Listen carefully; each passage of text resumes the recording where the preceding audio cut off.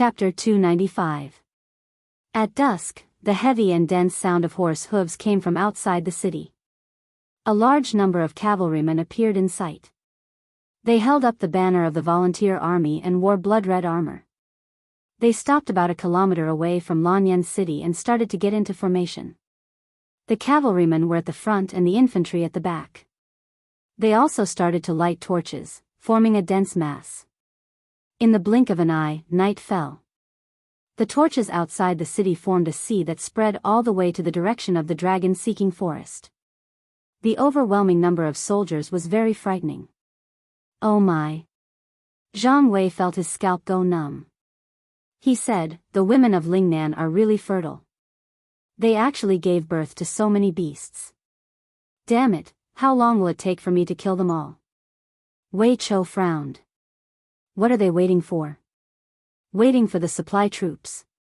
Feng Jixing said indifferently, the ladders and catapults move slowly. They will only arrive here tomorrow. They are waiting. This night will be very difficult. Why is it difficult? Zhang Wei asked. Feng Jixing smiled. The commander of the front line is Long Qianlin. He is well versed in the art of war and naturally knows the power of psychological warfare. Just wait, they will be here soon.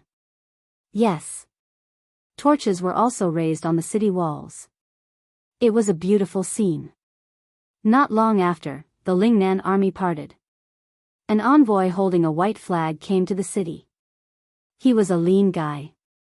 He laughed toward the city walls and said, Lingnan General Long Qianlin has led 100,000 troops to deliver congratulatory gifts to the imperial capital. I hope the generals in the imperial capital will kindly accept them. As he said this, he waved the white flag. Instantly, hundreds of cavalrymen galloped to the city walls. They spread out a black object under the city walls and then mounted their horses and left. What is it? Zhang Wei frowned. Feng Jixing squinted and looked into the distance. Suddenly, his body trembled. He said, "It's the war flag."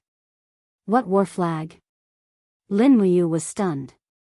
Feng Jixing gritted his teeth. The war flags of the Tianchong Legion and the Longquan Legion. Oh my God, there are at least 1,000 of them. The imperial army that His Majesty brought to Dubhe province has been destroyed. Ah! Lin Muyu felt as if his heart had been pierced through. His wishful thinking was that Qin Jin would definitely lead an army to return, but in the end, he still received this cruel news. Wei Chou clenched his fists. How despicable. Are you trying to use the Empire's war flag to chill our morale? Lin Muyu's gaze turned cold as she said, use fire arrows to burn these flags. Yes. Fire arrows were shot randomly from the city wall, and the flags on the ground quickly caught fire, turning into piles of ashes in the blink of an eye. From afar came the wild laughter of the volunteers, but they did not attack the city. Not long after, the war drums in the north rumbled, and another large group of people came. This time, it was the commander-in-chief Ji Yao. A group of infantry with shields in their hands moved slowly, escorting a general in a white robe. It was Ji Yao. Ji Yao's expression was extremely domineering. He laughed loudly and said, "Who's the general guarding the northern gate? Come out and speak." Feng Jixing raised his blade and said coldly, "Oh, it's General Ji Yao. Feng Jixing is here." Feng Jixing. Ji Yao looked up at the city and said calmly, "I'm sure you've all seen it. The Tianchong army and the Longquan army have been defeated, and the Earthstar province, Sangnan province, Lingdong province, and Heaven's Pivot province have also been conquered by us. 8 of the Empire's 12 provinces are already in our hands. Why are you still holding on? Open the gates and welcome the volunteers into the city. I, Ji Yao, guarantee that you, Feng Jixing, will continue to be the commander of the Imperial Guard. How about it?" Feng Jixing couldn't help but burst into laughter. Among the 7 divine generals of the Empire, I, Feng Jixing, am ranked 3rd, and you, Ji Yao, are ranked 6th. If it weren't for the lack of talents in Lingnan, how could trash like you become a marshal? Ha ha ha, Ji Yao, attack the city if you want. I, Feng Jixing, await your arrival here. Stubborn fool.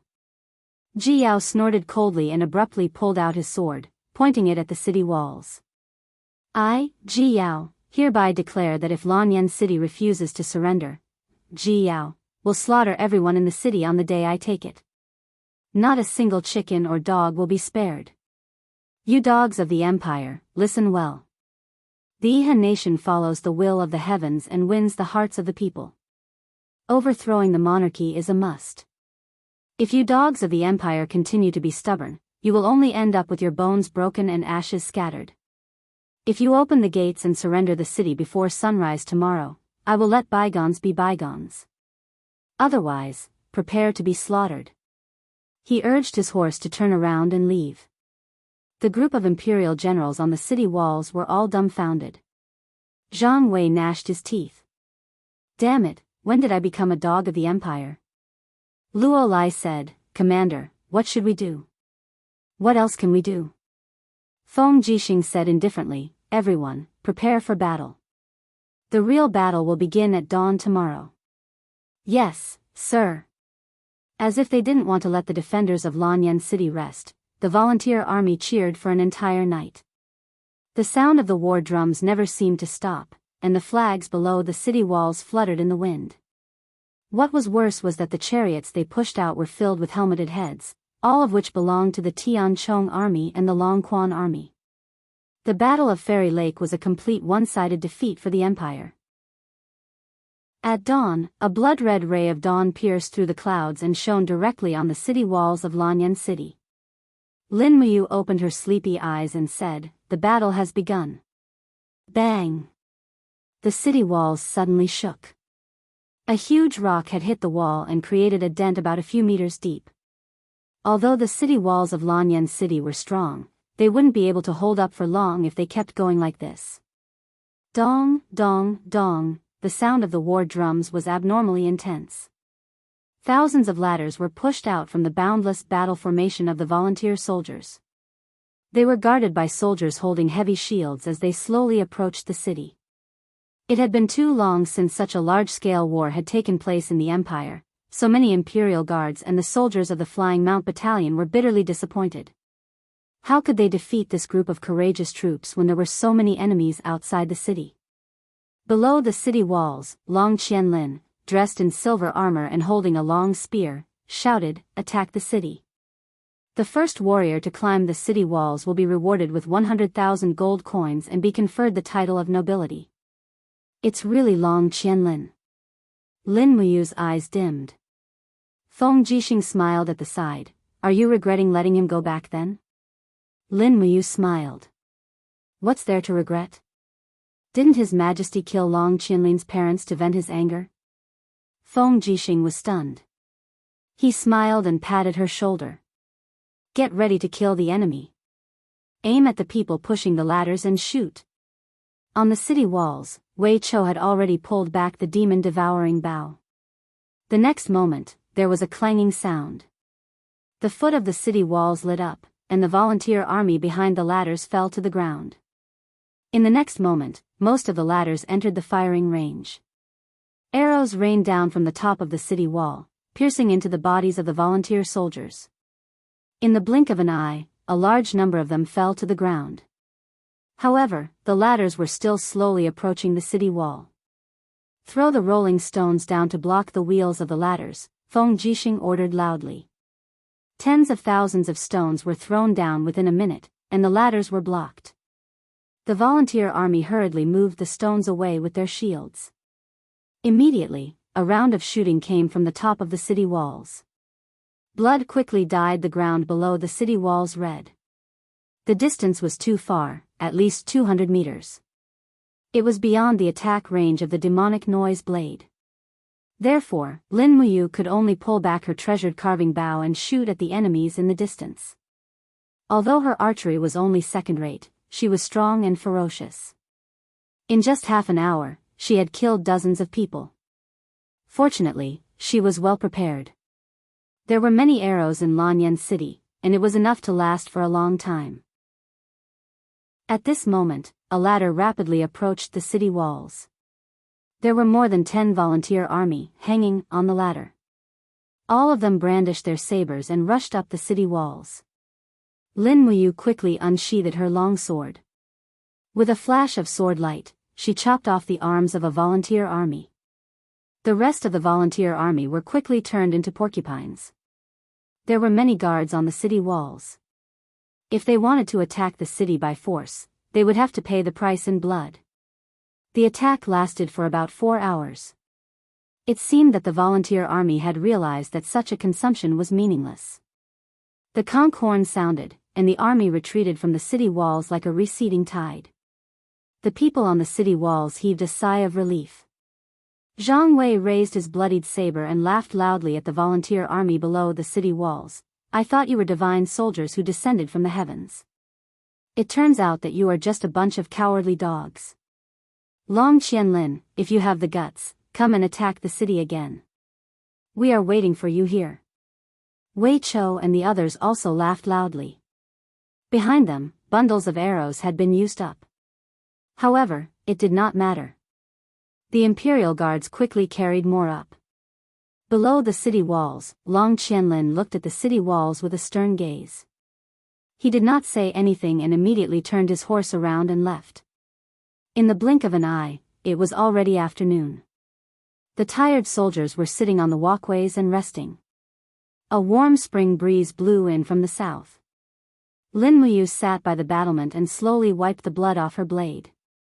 She looked at Wei Chou, Xiahou Sang, and the others and joked, if you can defend Lanyan City, I will reward each of you with a wife. Wei Chou could not help but blush. Commander, you must be joking. Xiahou Sang laughed. How can one wife be enough? If Milord is generous, please give me a third wife, oh no, a fifth wife. Let's talk about that when you are able to defend the city. Ha! At this moment, someone suddenly pointed at the sky in surprise and said, Look, what's that? Everyone looked over and saw countless pieces of paper flying in the air. They were kites that flew into the city along with the spring breeze. Lin Muyu's heart thumped. It must be something bad. She said, Bring the kite with the short string. Yes. A member of the Imperial Guards immediately descended the city walls and soon came back with a kite with words written on its back. Lin Muyu took it and looked at it. The words on the back of the kite were very few, but each word was heart-wrenching. His Highness the Prince of Jiangnan led 1,000,000 troops to the north and swore to overthrow the monarchy and establish a Iha kingdom where everyone was equal. Wherever the brave and righteous soldiers passed, they would kill the heartless nobles and distribute the land equally. Each family would receive land based on the number of people they had and would be exempted from taxes for 3 years. Lanyan City is the capital of the world. May the people in the city give up resistance and leave the city to surrender. They will all be citizens of the Iha kingdom. If they continue to resist stubbornly, the day the city is breached will be the day the brave and righteous soldiers will slaughter all living things in the city, leaving no one alive. Chapter 296. What's written? Feng Jixing asked. Lin Muyu handed it over. Feng Jixing glanced at it and his scalp went numb. He gritted his teeth and said, Despicable, this is too despicable. Is he trying to divide the hearts of the people in Lanyan City? This is the most powerful part of Long Qianlin.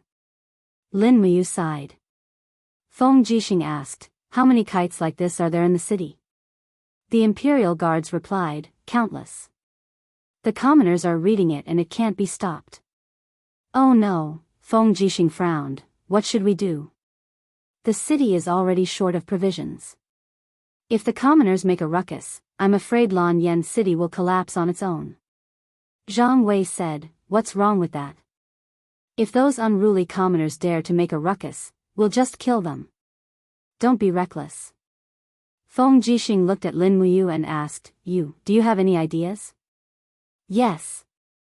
Lin Muyu looked at the volunteer soldiers that blotted out the sky and earth outside the city and said lightly, Let them pay them back in their own coin.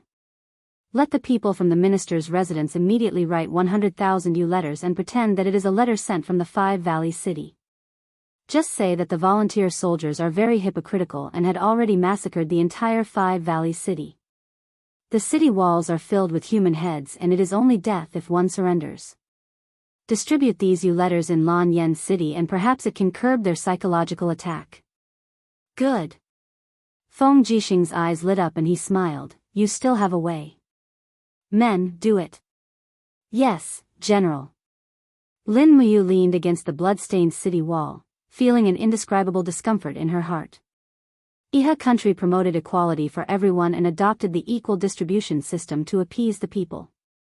This was a level of civilization that was far above the imperial system, yet she was here as the empire's dog, in their words.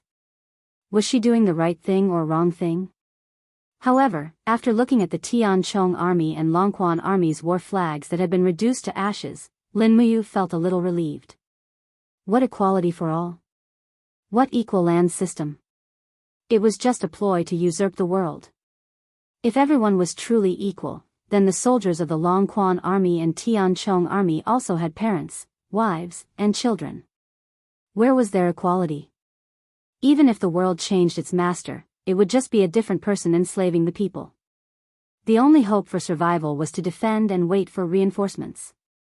In the blink of an eye, 3 days had passed, but there was still no sign of reinforcements. The citizens in the city had already caused a ruckus, and even the capital's treasury had been smashed and looted twice. In the Zetian Palace, the officials were at their wits' end.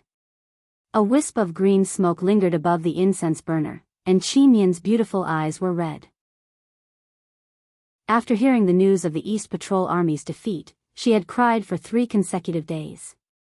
She had grown up under her father's care since she was young, so her relationship with Qin Jin was naturally different. Now that Qin Jin had mostly died in battle at Fairy Lake, half of Qi Mian's world had collapsed. The other half was Lin Muyu. What's the situation with the volunteer soldiers? Qin Yin raised her head and asked the crowd. Chu Huayin cupped his fists and said, they are no longer attacking the city recklessly. Instead, they are using catapults to continuously destroy the city walls. The walls are already damaged in many places. If this continues, I'm afraid that Lanyan City will not be able to hold out for long. There is an even more pressing problem, Feng Jixing said. Qin Yin was stunned. General Feng, what problem? We don't have enough provisions for the warhorses. Feng Jixing said, the Imperial Guards have 10,000 cavalrymen, and the Flying Mount Battalion has 17,000 cavalrymen. In addition to the 4,000 warhorses from the Imperial Guards and the supply of other warhorses in the city, there are more than 30,000 warhorses in Lanyan City that need to be fed.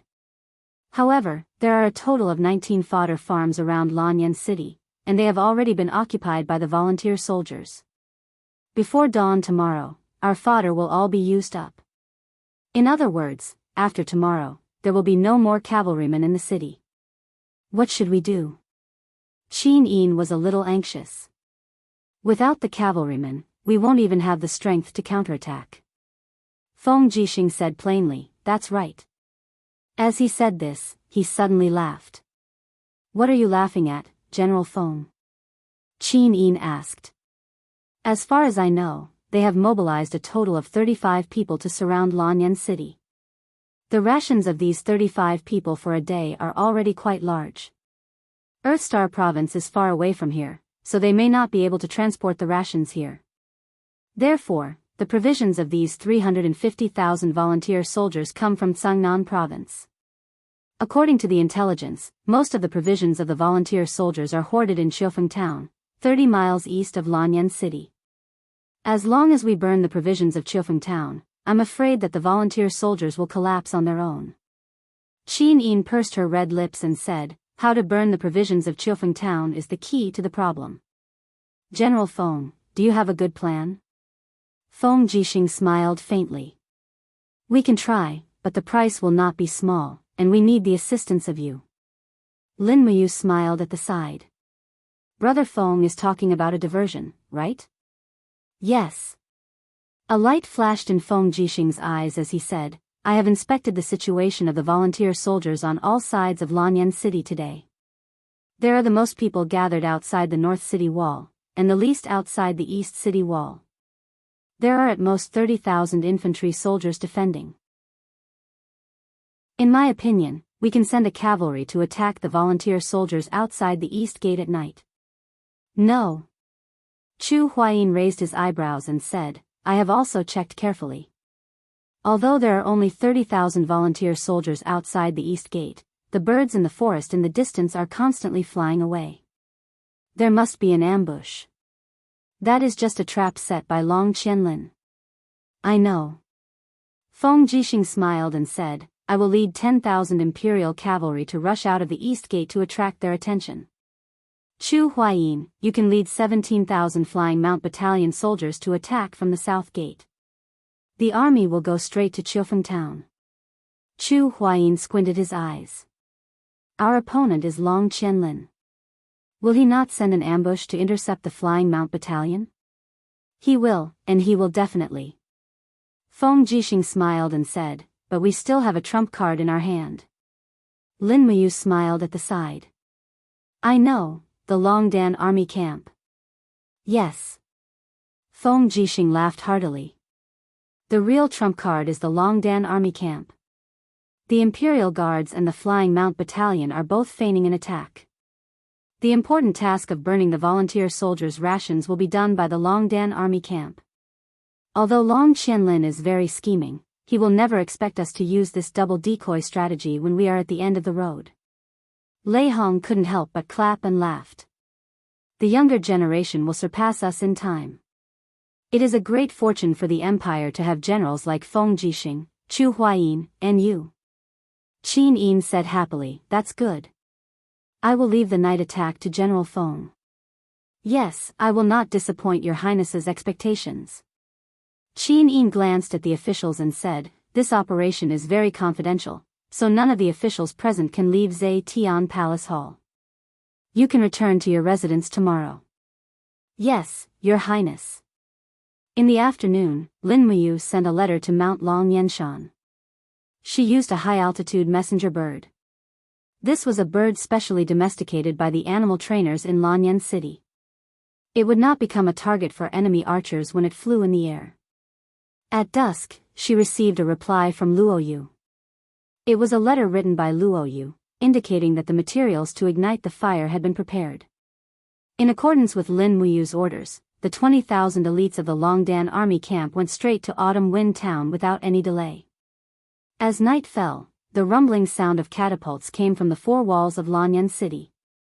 Boulders were shot from both inside and outside the city. Boulders fell into the city one after another, killing and injuring countless people. Miserable screams could be heard from inside the city, but this was war, and no one could change it. At night, the streets of the city were silent. 10,000 imperial soldiers were waiting in formation. Feng Jixing was wearing an iron armor and holding a wind cutter in his hand. He slowly put on his helmet and said to Lin Muyu and Chu Huayin with a faint smile on his face, I am going. 2 hours later, the two of you will rush out of the west gate with the Flying Mount camp. Remember, don't be obsessed with fighting. After attracting enough volunteer soldiers, rush back to the city. General Du Hai will lead the Tianchong army to the west of the city to receive you. Yes, I know. Lin Muyu said with a smile. However, Feng Jixing took a deep look at the two of them, as if he couldn't bear to see them die. After a few seconds, he said, you two brats, come back alive. I, Feng Jixing, only have you two brothers in my life. Chu Huayin clenched his fists and said, don't worry, our lives are very tough. Lin Muyu smiled and said, Brother Feng, you have to come back alive too. Wait for us to come back and drink this celebratory wine. Okay. The city gates slowly rose. There were a total of 8 city gates under the east city wall, and all of them rose. A dense group of imperial soldiers rushed out on horseback. Almost all of them were equipped with spears and round shields. Their war horses were also the best horses in the empire, and their combat power couldn't be underestimated. After watching Feng Jixing leave, Lin Muyu said, Brother, let's go. Have you seen Sister Chu Yao? Chu Huayin laughed and said, Brat, are you worried that we won't be able to come back alive? Yes. Lin Muyu nodded and said, I'm indeed worried. Don't worry, we'll come back. Let's go, don't let Ya worry. She's with the people from the spiritual medicine department and is treating people in the casualty barracks. Okay.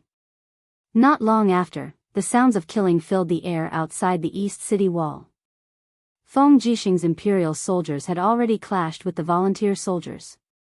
The volunteer soldiers from all directions immediately swarmed over, as if they wanted to tear the 10,000 imperial soldiers into pieces at the first opportunity. After a while, all 8 city gates rose. Nearly 20,000 flying mount battalions heavy cavalry surged out of the city and headed straight for the volunteer soldiers outside the west gate. The sound of the horses' hooves shook the heavens and the earth. It was as if the entire Lanyan city was trembling because of this battle. Lin Muyu held the dragon spirit sword in her hand, and the horse she was riding on was snorting. She quickly rushed to the front of the cavalry formation with her master and walked side by side with Chu Huaying.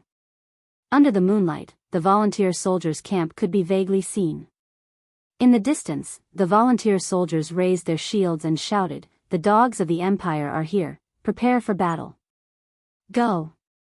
Lin Muyu spurred her horse forward even faster. With a sudden wave of her hand, the golden gourd wall emerged from her body and blocked the front of the flying mount battalion's charging formation behind her. Pa, pa, pa. The long spears that were thrown by the volunteer soldiers were deflected. The warhorse suddenly neighed and leaped over the first shield formation.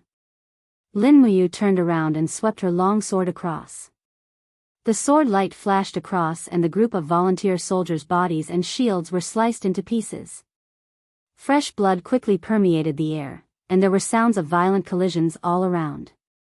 One could well imagine the consequences of the high-speed heavy cavalry colliding with the shield formation. The shield formation of the volunteer soldiers collapsed almost immediately. The well-trained flying mount battalion quickly brandished their weapons and slashed at the enemy's encampment, cleaving through the waves and directly killing their way into the encampment. Crack! The dragon spirit sword flashed, and a volunteer soldier stood dumbfounded on the spot. A second later, he realized that his right arm had been sent flying along with his iron spear. He immediately let out a miserable howl, and in the next moment, he was trampled into a pile of meat paste by the iron hooves of the warhorse. Chapter 297. Be careful of the arrow formation. Chu Huaying suddenly pulled on the reins and led the cavalry to charge towards the side of the formation. Everyone raised their shields. In the north, thousands of archers shot a dense barrage of arrows in the darkness. However, this was the strength of the heavy armored cavalry. After withstanding a round of arrows, only a few of them suffered minor injuries. Not a single one of them died in battle. Swish! The invisible sharp blade shuttled through the crowd. Under Lin Muyu's control, the demonic noise blade quickly killed more than 10 people. It followed its master like a shadow, but none of the volunteer soldiers could see how this sharp blade killed them. The heaven beast's refined soul kept roaring, and it was breathtaking. The dragon spirit sword flew out with the luster of the golden gourd. With a pop sound, it pierced through multiple heavy shields and rapidly exploded. The battle energy transformed into a shock wave that shook 7 or 8 people away. It also quickly tore apart the defensive formation formed by this group of volunteer soldiers. Further ahead, there were still layers of defensive barriers waiting for the flying mount battalion. Long Qianlin was already prepared. Rather than saying that Lin Muyu and Chu Huaying were attacking at night, it was more like they were walking into a trap. It seemed that Long Qianlin had also guessed that the Empire would launch a life-and-death battle. Thus, he arranged more than 10 heavy shield formations and archer formations in the camp. Behind them, there was an even more terrifying spear formation. This was the most terrifying method of battle for the heavy armored cavalry. Be careful. Chu Huayan spurred his horse and rushed to the front with his sword in hand. Suddenly, his sword flashed and knocked away the tips of several spears. He spurred his horse and charged into the spear formation, brandishing his sword and killing indiscriminately. Behind him, the well-organized flying mount battalion charged forward together with him. As they broke through the spear formation, many soldiers of the flying mount battalion were pierced by the spears. Lin Muyu held her sword and rushed side by side with Chu Huaying. The dragon spirit sword cut through iron as if it was mud. With just one slash, a group of spears were cut in half. She raised her palm and activated the first element, profound energy, chaos of the common people. Countless celestial bodies rampaged within the crowd, and in the blink of an eye, nearly 20 volunteer soldiers had turned into corpses. Their bodies were covered in blood, and under the impact of the 7 planets' profound energy, their blood vessels were in turmoil, and their bodies exploded. At this time, there was only one word in Lin Muyu's heart: kill. All the benevolence and righteousness had also vanished at this moment.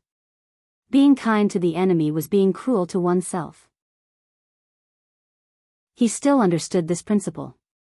Moreover, this group of volunteer soldiers were not good people. Most of them were the private army of the Zhenan king, Qin Yi, and not the imperial army fighting for the country. In contrast, the winged cavalry battalion, the imperial army that was fighting to protect the capital from being massacred, was much more noble. You. Chu Huaijin turned to look at Lin Muyu and said, conserve your energy. Don't use your martial soul and battle qi. This is a war, and we don't know how long this battle will last. You have to maintain your physical strength and dark force. Lin Muyu nodded and said, got it, brother Chu. Just as Chu Huaijin had said, the winged cavalry battalion had been killing for a full half an hour, but they still hadn't managed to break through the encirclement. Moreover, war was originally an art.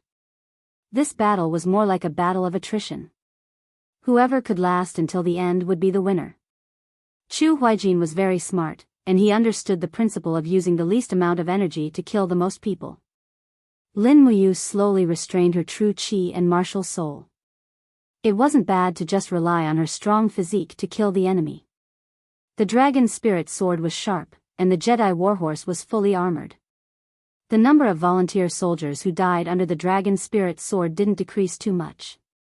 Feng Jixing once said that in war, absolute power wasn't absolute. War was like a huge meat grinder. No matter how strong a person was, they would also lose their strength and life in war. A heaven realm expert was equivalent to 100 soldiers, a sanctuary realm expert was equivalent to 1,000 soldiers, and a god realm expert was equivalent to 10,000 soldiers. Once the number of people killed exceeded this number, they would probably be exhausted. What was the difference between a sanctuary or god realm expert who had exhausted his battle qi and immortal? Under the leadership of Lin Muyu and Chu Huaying, the Flying Mount Battalion charged forward like they were reaping wheat. Countless volunteer soldiers had already died under the iron hooves of the Flying Mount Battalion, but it seemed as though there was no end to these volunteer soldiers. More and more torches were gathering in the distance. It was obvious that the Flying Mount Battalion had attracted the attention of the volunteer soldiers, and they had started to increase their numbers. Commander. A winged cavalry battalion's commandant pulled out a bloody spear from a corpse. The spear splashed on his face, but he didn't care. With a pale face, he said, we can't break through. The volunteer soldiers are constantly increasing their numbers. At least 150,000 soldiers are rushing towards us from all directions. If we don't retreat now, I'm afraid we won't have a chance. Chu Huaijin looked up at the stars in the sky and said, it's not midnight yet, continue to charge forward. Yes. Lin Muyu remained silent. Behind her, 70 Imperial Guards from the Eagle's Nest camp had also joined the Winged Cavalry Battalion's battle formation. Each of them brandished their weapons and slashed at the volunteer soldiers. However, there were constant stray arrows on both sides, and many of them were already injured. Even Wei Chao's chest was pierced by an arrow, and he was bleeding profusely. Although the Winged Cavalry Battalion had killed many enemies, they had also suffered many casualties. However, this was war. The Winged Cavalry Battalion's mission was to attract more volunteer soldiers to gather here, and then to fight for the best time for the Longdan army camp to burn down the Lingnan rations. As they charged forward, they looked up towards the east. It was completely dark there. Lin Muyu's heart was filled with apprehension. She didn't know if the Longdan army camp had set off. With the level of elites in the Longdan army camp, as long as there were less than 5 volunteer soldiers guarding the granary, she believed that they would be able to successfully attack. Everything depended on Luo Yu and Fengxi. They didn't know how long they had been charging back and forth, but the more they killed, the more volunteer soldiers there were. Lin Muyu's white battle robe was already dyed red with blood, and Chu Huijin wasn't much worse off. Chu Huijin's shoulder was even injured. This was the work of a spear thrower. The spear pierced through Chu Huijin's fragile battle armor and directly injured him. Looking at the stars in the sky and calculating the time, Lin Muyu said, "It's about time, let's break through the encirclement." Okay. Chu Huijin turned around and charged out with his sword. He shouted, "Turn around." The entire cavalry formation quickly turned around and rushed towards the volunteer soldiers. However, a black shadow quickly attacked them from the sky. It was the spear thrower. These spears were very sharp, and they instantly pierced through the bodies of many winged cavalry battalion soldiers. The soldiers and their warhorses were twisted together and trampled on each other. It was a tragic sight. However, Lin Muyu, Chu Huijin, and the others didn't hesitate at all. They continued to lead the survivors and charged forward. Swoosh! The battle energy raged again. Lin Muyu opened her hands, and the golden gourd marshal's soul shone brightly. Golden gourd vines whizzed through the gaps in the crowd and suddenly separated the volunteer soldiers from the spear formation, opening up a path for the winged cavalry battalion. Well done! Chu Huijin laughed loudly. He waved his sword and cut off the head of a volunteer soldier. He shouted, "Brothers of the winged cavalry battalion, we have completed our mission. It's time to go home." However, it was destined that many people wouldn't be able to go home. The volunteer soldiers swarmed over and separated the cavalry at the back into small groups. They completely separated the rear part of the cavalry. Then, they wantonly stabbed their spears, piercing the brave heavy cavalry and their warhorses like hedgehogs. In less than 10 minutes, at least 1,000 winged cavalry battalion soldiers had their blood spilled on this piece of land. Lin Muyu couldn't help but look back. Her heart was filled with pity, but this was war. It sharpened his will and helped him to grow and change. Heroes are created by the times. Perhaps this was the moment right now. Kill. The killing intent in his eyes intensified. He waved his right hand, and the dragon spirit sword flew out under the energy of the imperial fire sword. He raised his hand and took out the pear blossom spear from his chinkuan bag. He suddenly shook the spear, and the spearhead drilled into the abdomen of a volunteer soldier, sending him flying and smashing him into another group of people. At the same time, the spear's soul was suddenly activated. An ice Kirin roared and rushed into the crowd, freezing a group of volunteer soldiers into ice and then crushing them. The moment the pear blossom spear appeared, many volunteer soldiers were scared and retreated. At this time, Chu Huijin didn't hold back his battle energy anymore. On his shoulder, the purple marten marshal's soul shone brightly. He raised his left hand, and a crescent energy fell from the sky and blasted into the crowd. Then, starlight pierced through the bodies of the volunteer soldiers. Although the star-picking finger was elegant, it wasn't inferior when it came to killing. When he returned to about 200 meters away from the city gate was already surrounded by a dense mass of volunteer soldiers. A group of spearmen swarmed over, and a fierce general with the rank of Chiliarch shouted, "Cut off their retreat. It's easy to come out, but they want to return to the city? Dream on." Lin Muyu didn't hesitate and said, "Kill." At this moment, the city gates suddenly opened, and a familiar voice roared, "Warriors of the imperial capital, kill your way out and support the brothers of the Flying Mount Battalion. Archers on the city wall, fire your arrows and kill those southern barbarian spearmen." It was Du Hai, the #1 warrior of the empire. He led the Tianchong army out of the city and quickly broke through the phalanx formed by this group of spearmen. Lin Muyu and Chu Huijin also took the opportunity to lead the Flying Mount Battalion back into the city. They didn't continue to fight. Outside the city, there were soldiers of the Flying Mount Battalion dying in battle every second. Lanyan City couldn't bear any more losses. Unknowingly, the Flying Mount Battalion had been killing outside for more than 4 hours.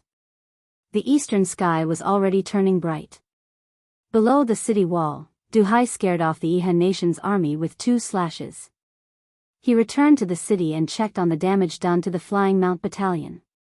Lin Muyu looked back and saw that Wei Chou, Xiahou Sang, and the others were all injured. She also had an arrow in her arm. She didn't even know when the arrow was shot. "Commander, you're injured," Wei Chou said hurriedly. "I'm fine." Lin Muyu reached out and pulled out the arrow in pain. She asked, "How's the situation of the Eagle Nest Battalion?" Wei Chou looked gloomy and said, 17 Imperial Guards and more than 300 Imperial Guards died in battle." "Oh," Lin Muyu responded faintly, but her heart ached. The Flying Mount Battalion marched slowly on the main road of the city. There were torches on both sides of the road, and many commoners were watching from both sides. However, the commoners' eyes were clearly filled with indifference. This made Lin Muyu feel even more distressed. In this battle, the Flying Mount Battalion sent 17,000 people out of the city, and less than 5,000 people returned. So many people died, but she didn't know who it was for. Chapter 298. Pa. A hard object smashed into Lin Muyu's face, but he quickly caught it with one hand. It was a piece of dry, hard bread. He looked up and saw that the person who threw the bread was a child about 10 years old. His face was full of childishness. His grandfather's face was ashen as he hurriedly said, "Sir, this child doesn't know any better." "Please don't blame him." Lin Muyu looked at him indifferently, then her gaze fell on the child. "Why did you throw bread at me?" The child's eyes were filled with hatred that didn't match his age. "You dogs of the Empire, why don't you let the Yihan nation's army enter Lanyan City? As long as they enter, Grandpa will be able to obtain land and our family will be able to eat soft bread every day." Lin Muyu smiled and rode up to him. She looked down at him and said, "Are you sure the Yihan nation's army will give you bread after entering Lanyan City and not take away what you still have?" The child shook his head. "No, the Yihan nation's army is all good people."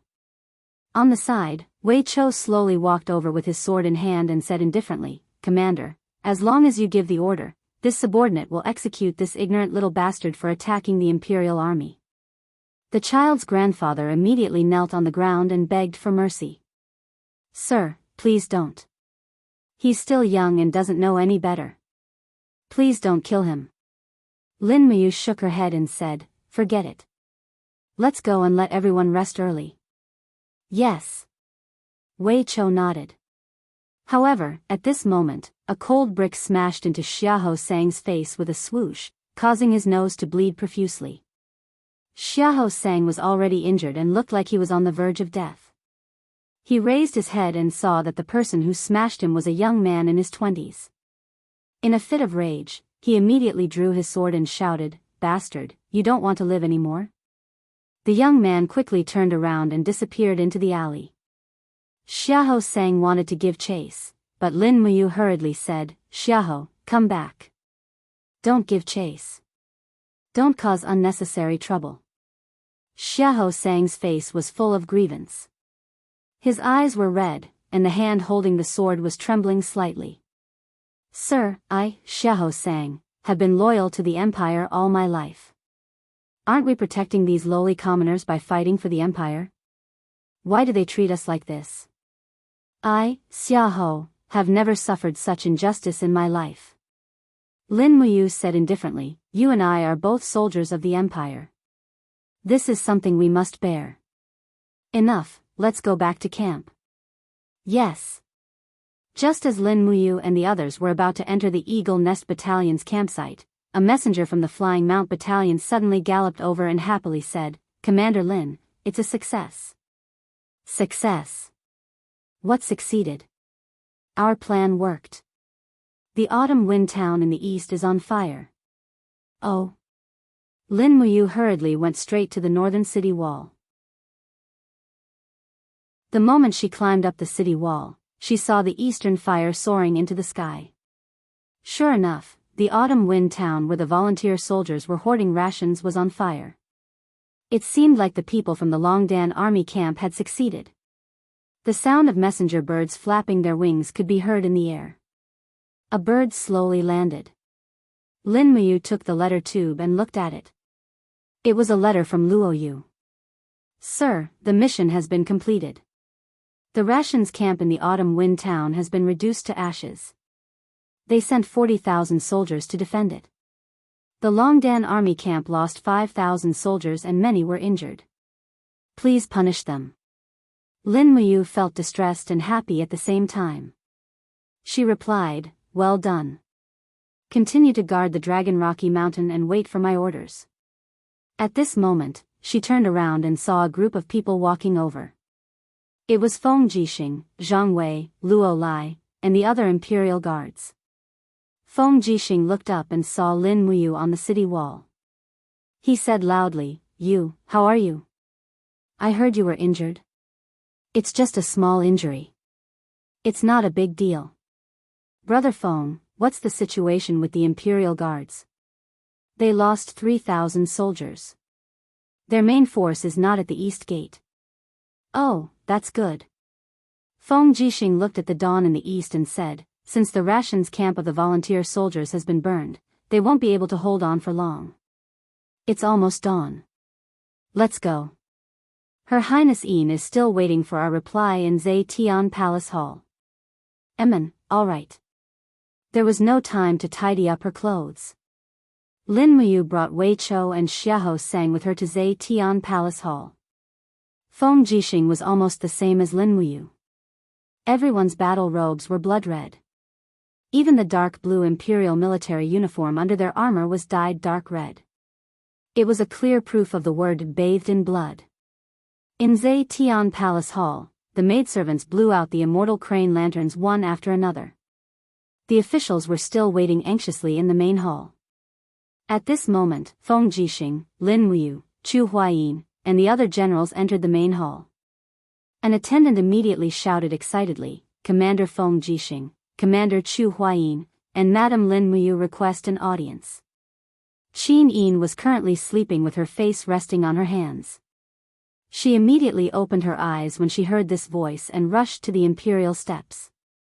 She looked at Lin Muyu with pleasant surprise and said, "Brother Yu, did you succeed?" Lin Muyu nodded. "I have already received a letter from the Longdan army camp. The volunteer army's rations and fodder camp have been burned to the ground." "That's great." Qin Yin was overjoyed. However, when her gaze landed on Lin Muyu, her heart ached as if it was being cut by a knife. You're injured?" "It's nothing. It's just a small injury. Everyone is injured." Lin Muyu smiled. Qin Yin was now the master of Lanyan City. She was everyone's highness.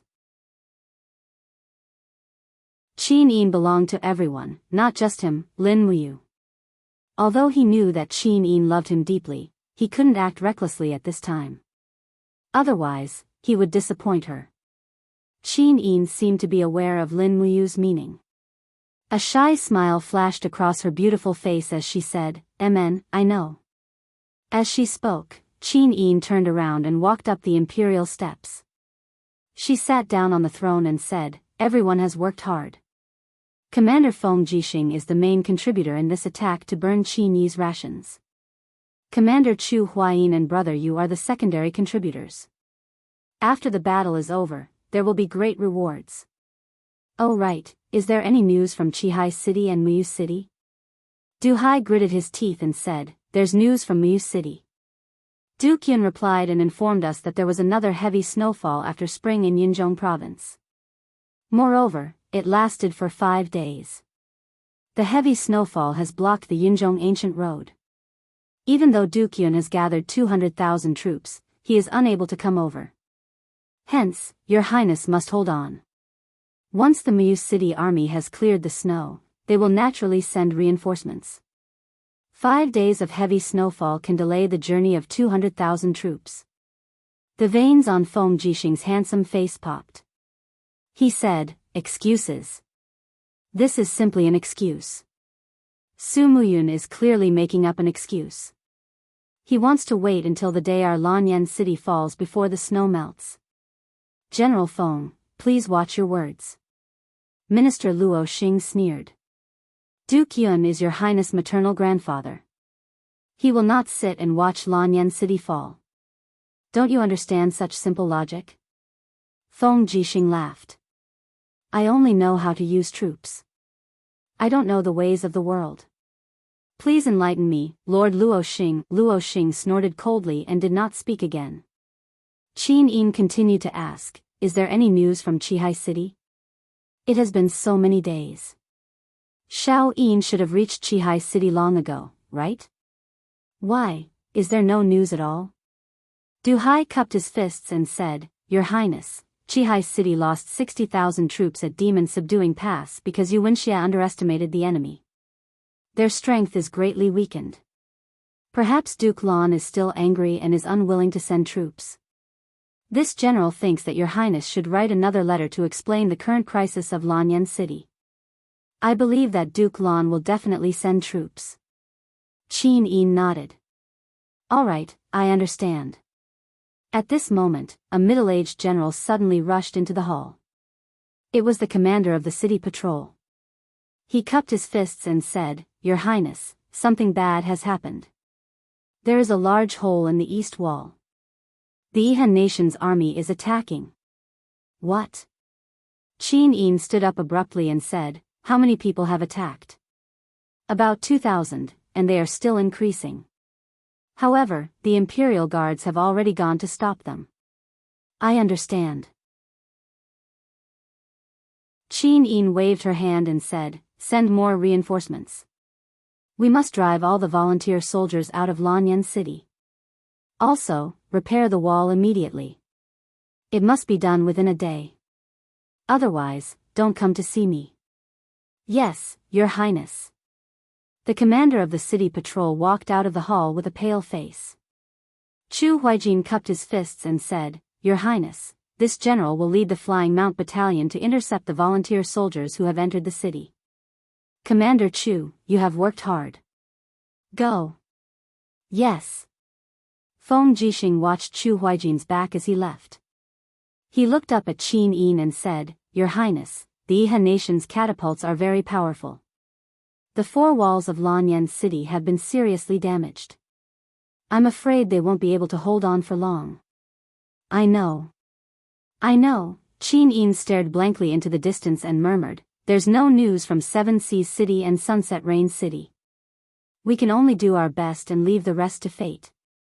Let's just let Lanyan City hold on for as long as we can. Yes, Your Highness. At this moment, a general suddenly crawled into the hall, covered in blood. He was in a sorry state. There were even tears in his eyes. The tears flowed down and mixed with the blood on his face. Who are you? Feng Jixing shouted, How can you be so rude? The general wiped the tears in his eyes and said, I am Zhang Zhong, the commander of the Imperial Guards Iron Foot Battalion. Commander, don't you recognize me? General Zhang Zhong? Feng Jixing couldn't help but laugh. How did you end up like this? The warriors of the Imperial Guards are all warriors of the Qin clan. We are calm and unruffled. You don't look like you are calm and unruffled at all. Zhang Zhong bawled and fished out a blood-stained letter from his chest. He said, I risked my life to snatch an empire's messenger bird from the chaotic army. I obtained this letter from His Majesty. Commander, Your Highness, His Majesty isn't dead yet. What? Father isn't dead? Qin Yin hurriedly stood up and ran down the steps. She snatched the letter from Zhang Zhong's hand and saw a line of words clearly written on it. It was Qin Jin's handwriting. We and the Tianchong army fought our way out of the encirclement and were surrounded on Mount Tianho on the way back to the capital. Please rescue us quickly. Qin Yin's hand trembled as she held the letter. Tears flowed from her eyes. Father isn't dead. Father is still alive. Wu. Chapter 299. Tianming Mountain. Tianming Mountain, Feng Jixing held the letter in his hand and said with a frown, Heaven's Edge Mountain is a lone peak. Once it is surrounded, it will be impossible to descend. If there is no military force to coordinate from the inside and outside, it will be a dangerous place. As he spoke, Feng Jixing cupped his fists and said, Your Highness Feng Jixing requests to lead the Imperial Army to rescue Your Majesty. No, not possible. The person who objected was Chu Chu. With a solemn face, he said, regardless of whether this letter is real or fake, even if His Majesty is really surrounded in Tianming Mountain, the Imperial Army must not leave Lanyan City. Lanyan City only has this amount of military force. Once the Imperial Army leaves, there will only be 40 to 50,000 men and horses. How can they stop the Iha country's 300,000 troops? Feng Jixing looked up at Chu Chu and said, Chu, His Majesty is the ruler of this world. As officials, how can we not save him? Taking 10,000 steps back, His Majesty is Xiao Yin's father and treats us like nephews. Do you think that we should not rescue His Majesty? Lin Muyu was silent for a few seconds and said, We should rescue. How about this? I will order the Longdan army camp to rescue His Majesty and the Imperial Army will continue to stay in Lanyan City. What does Big Brother Feng think? Feng Jixing's face was a little pale and he did not speak. Lin Muyu saw through his thoughts. Big Brother Feng is. You do not trust the Longdan army camp? Yes. Feng Jixing held the beheading wind blade and his eyes were filled with determination. This time, His Majesty must not have any accidents. I have made up my mind. Feng Jixing will lead the 30,000 Imperial Army to break out of the encirclement and rescue His Majesty at Tianming Mountain. Requesting for Your Highness Yin's permission. Qin Yi nodded, permission granted. Her heart was concerned about Qin Jin's life and death and was more determined than Feng Jixing. Lin Muyu sighed and did not say anything else. She only said, In that case, I will lead the Eagle Nest camp to clear the way for Brother Feng. No. Feng Jixing shook his head and said, You can't stay in Lanyan City. Why? You have to go to Dragon Rocky Mountain, personally command the Longdan army camp, and fight your way back to Lanyan City. Only then can the Longdan army camp be stationed in Lanyan City. Feng Jixing looked at him deeply and said, Big Brother Feng will protect His Majesty, and you will protect Xiao Yin, okay? No matter which one of us survives, we must continue on this path. Lin Muyu felt a lump in her throat. She couldn't help but turn her face away and say, Lin Muyu will obey your orders. Feng Jixing patted his shoulder and squeezed out an ugly smile on his blood-stained face. We'll leave in 2 hours. Can you accompany Xiao Yin well during this time? Yes. Lin Muyu's heart sank. She knew what Feng Jixing meant. It was easier said than done to fight their way out of the encirclement and then fight their way back. This was a path that was accompanied by death. Whether they could come back or not depended on the will of the heavens. Qin Yin stood up and took Lin Muyu's hand. Let's go take a look at Father's kitchen. Yes. The two entered the rear hall. The attendants did not follow them, but they all stayed where they were with mournful expressions. Everyone could feel that Seven Seas City and Muyu City had refused to send troops. This might be the last few days of the Empire's existence on the continent. In the rear hall, all the kitchen utensils that Qin Jin had used were placed neatly. Qin Yin pulled Lin Muyu's hand to the window sill of the side hall. Under the window was a polished bronze mirror. Qin Yin slowly sat down and picked up a comb. She said with a smile, Big Brother can you comb Xiao Yin's hair? In the past, it was father who combed my hair. Lin Muyu felt a little bitter in her heart. She took the comb and gently removed the golden princess crown from Qin Yin's hair and placed it to the side. Instantly, Qin Yin's beautiful hair fell down.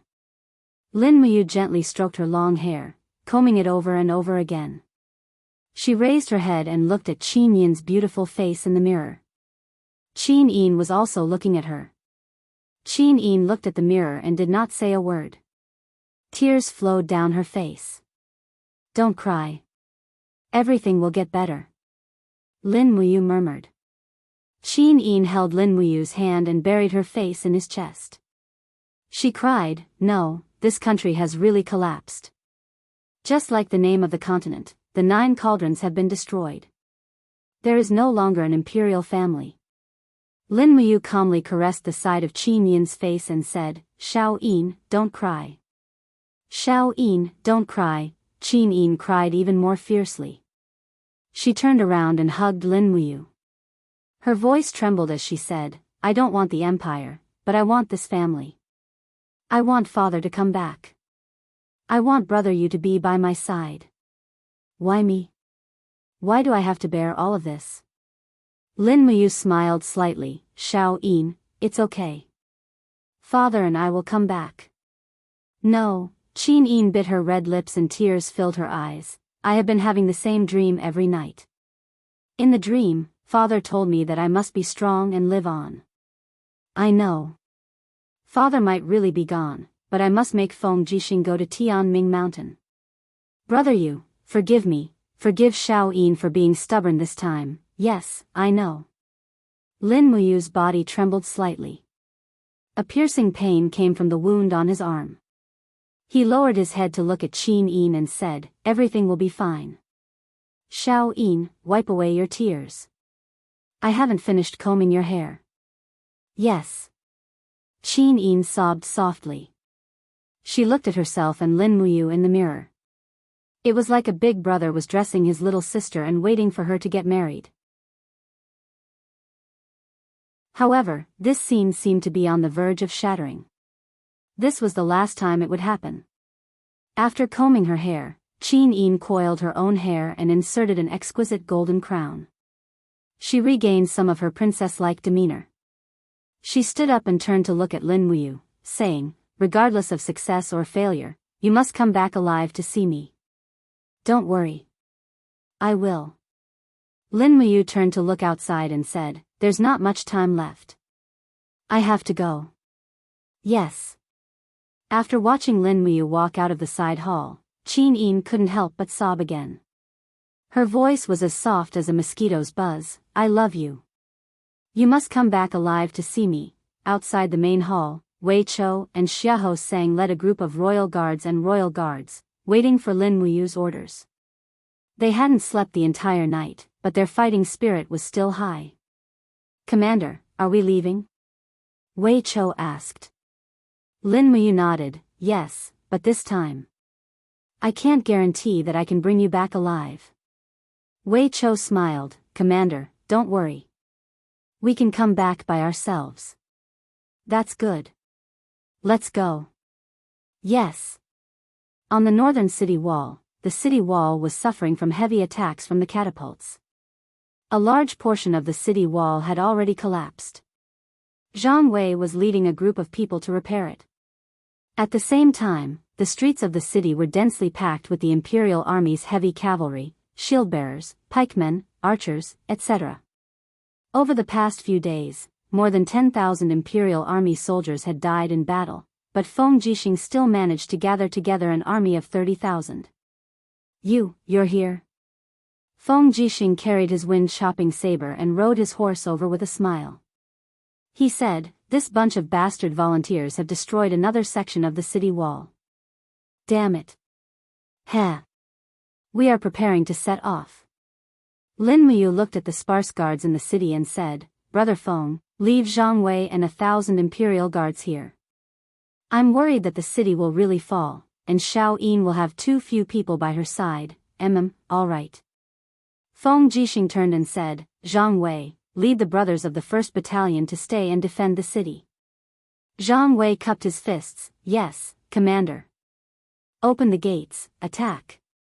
The iron gates slowly opened, and 30,000 Imperial Guards welcomed the rain of spears and swords as they charged towards the densely packed volunteers outside the city.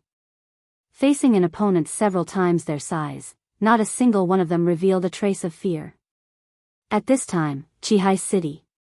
In the depths of the Duke's mansion, in an exquisite and elegant courtyard room, a bang sound was heard as a hole was punched through the door. Tang Xiaoxi's beautiful face appeared behind the hole and said, "Let me out, Grandpa, you can't do this." Tang Lan leaned on her walking stick and turned shakily to look at Tang Xiaoxi, saying, Xiaoxi, why can't you understand grandfather's painstaking efforts? What painstaking efforts? Tang Xiaoxi said angrily, you're obviously greedy for life and afraid of death. You're an important official of the empire, a duke of a region, but you're afraid of death and don't dare to send troops. Humph, I've seen through you. Grandfather is no longer the great general who followed the previous emperor to war. What did you say? Tang Lan was slightly angered, saying, don't you understand? This is a brotherly dispute between Qin Jin and Qin Yi. It's best for our Qihai city not to get involved. Besides, Qin Jin's godson, Lin Muyu, killed your older brother, Tang Bin. I will never forget this grudge. You should also remember that Lin Muyu is an enemy of the Tang family. We shouldn't save him. He killed my cousin in order to save me. How many times do I have to tell you before you understand? Tang Xiaoxi looked at him with teary eyes and said, Grandfather, I don't care about your concealing techniques. Xiaoxi only knows that Xiao Yin and Mu are the most important people to me. I can't lose them. If grandfather doesn't save them, Xiaoxi will go myself. You're crazy, Xiaoxi. A middle-aged man berated, is this how you talk to your grandfather? Humph, second uncle, you're just a coward who's afraid of death. Tang Xiaoxi suddenly laughed and said while crying, the imperial capital is surrounded. The imperial guards and the Flying Mount Battalion are fighting to the death. They only have tens of thousands of people. Our Qihai city has close to 200,000 soldiers, but we're just watching from the sidelines. Hee hee. Is Qihai city still a city of the Qin Empire? If you guys aren't going, I, Tang Xiaoxi, will go alone. Tang Lan shouted, Xiaoxi, are you crazy? However, at this moment, flames suddenly rose from the small house. Tang Xiaoxi gritted her teeth and spread out 9 dancing flame tails behind her. She said, you guys can't trap me. Boom. The soul-suppressing seal soared into the sky and destroyed the house. Tang Xiaoxi leaped up and lay on the roof like a beautiful little fox. With a leap, she disappeared from Tang Lan's sight. Heavens, this crazy girl. Tang Lan gritted her teeth. Send someone to find Xiaoxi immediately. We must bring her back. Yes. The middle-aged man said, but father, the envoy from Yihan Nation is still waiting in the living room. What should we do? Tang Lan said indifferently, let him go. Tell him to tell Qin Yi that there will be a war between Qihai province and Yihan Nation. Tell Qin Yi to wash his neck and wait for Qihai city's butcher knife. Oh yes, that person. Have you found him? Yes, he has been arranged to stay in the post house in the city. It's a secret for now. Treat him well and don't neglect him. He's a rare exceptional general. Yes, don't worry, father.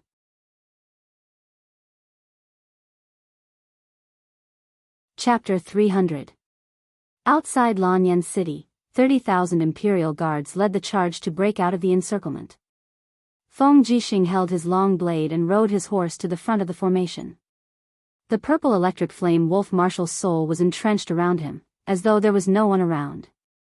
Lin Muyu led Wei Qiu, Xiahou Sang, and the rest of the Eagle Nest Camp's armored soldiers and followed the imperial guards to kill their way through. After breaking through 7 to 8 obstructing shield formations, the front was actually empty. The Iha country's army moved to the sides like a tide, as though they were afraid, but it was more like they were deliberately avoiding the enemy. What's going on? Feng Jixing held his bloody long saber and said through gritted teeth, Long Qianlin wants to let the imperial guards break out of the encirclement on purpose? Lin Muyu lowered her sword, grabbed Judy's reins, and galloped all the way. She said with a serious expression, Big Brother Feng, something is wrong. We can't break out of the encirclement so easily. The Yihan Nation's army isn't that weak. There must be a trap. Feng Jixing nodded, I know, but we still have to go to Heaven's Causeway Mountain. You must be careful. Lin Muyu frowned, Heaven's Causeway Mountain is most likely a trap. You must be extra careful. The Yihan nation's people are hypocritical and cunning. If it's not absolutely necessary, don't go to Heaven's Causeway Mountain. Yes, I know. Feng Jixing nodded, and said with a smile, You must also be careful.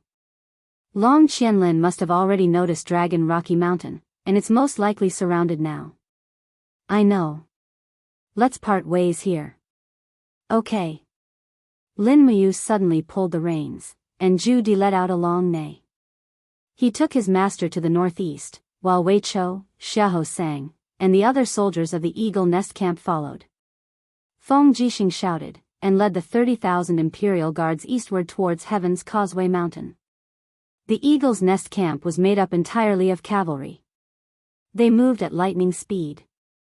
After 4 hours, they could already see Dragon Rocky Mountain in the distance. Just as Feng Jixing had expected, the flags of the Yihan nation were flying at the foot of Dragon Rocky Mountain. This place was surrounded. However, there were not many soldiers surrounding the mountain, no more than 20,000 at most.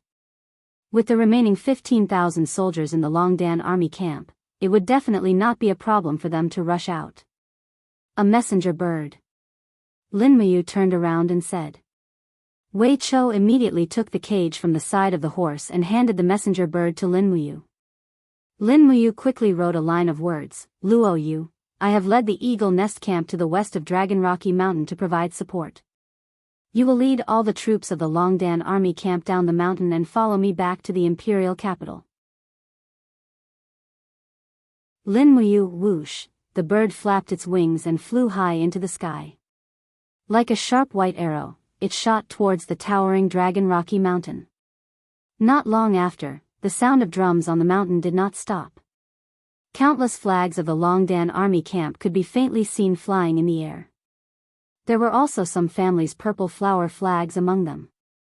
It seemed that Luo Yu had already regarded the Longdan army camp as one of the many armies of the empire. They are charging down the mountain, Xiahou Sang said with a slightly excited smile. Lin Muyu nodded, let's go, we will charge in from the periphery. We will coordinate from the inside and the outside to welcome the Longdan army camp down the mountain. Yes. After returning the dragon spirit sword to its sheath, Lin Muyu directly held the pear blossom spear and charged forward. Under the tactics of cavalry, the spear was naturally more lethal. As the saying went, an inch longer was an inch stronger. Moreover, the pear blossom spear was cold and sharp. It was very suitable for charging on horseback. Immediately, the hundreds of people from the Eagle Nest camp, led by Lin Muyu, charged into the Yihan nation's camp from the back like tigers entering a flock of sheep. Pfft! Xiahou Sang's broadsword directly chopped off the head of a volunteer soldier. He swept his gaze around and shouted, Commander, the ones surrounding the mountain are the troops of Swift White Province's Sunset City. Heh! Count Xiang Manning is already an old thing, yet he still dares to come to the northern ridge to mess with us. He is simply an old bastard. Kill them all. Count Xiang Manning? Lin Muyu frowned. At the same time, she also realized that the volunteer soldiers in front of her were indeed on the weak side. The soldiers seemed to have been out of battle formation for a long time. Faced with the Imperial Guards and Royal Army's attacks, they did not even have the slightest bit of strength to fight back. Just like that, she and her people killed their way into the depths of the camp. After Wei Chou shot the vanguard general with one arrow, the more than 10,000 volunteer soldiers lost their leader and completely became a target for slaughter. On the mountain, the Longdan army camp roared down. Luo Yu and Fengxi rushed at the front of the crowd. How could the Sunset City army possibly withstand the elite heavy cavalry? In the blink of an eye, they tore through the encirclement. The powerful battle formation of the Longdan army camp directly caused the Yihan nation's army to be frightened out of their wits. Their flags fluttered, and they collapsed without a fight. Seeing the Yihan nation's army retreat like the tide, Luo Yu continued to ride forward. She found Lin Muyu in the crowd, cupped her fists, and said, Madam, should we chase after them? No need. Lin Muyu shook her head. This volunteer army is not worthy of being our opponent. Follow me back to Lanyan City immediately. We are needed there. Yes. Turning their horses around, the 15,000 elites of the Longdan army camp led by Lin Muyu and Luo Yu charged straight for Lanyan City. The sound of hooves was earth-shattering.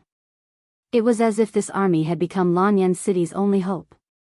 However, Lin Muyu did not know that Lanyan City had already reached a point of no return.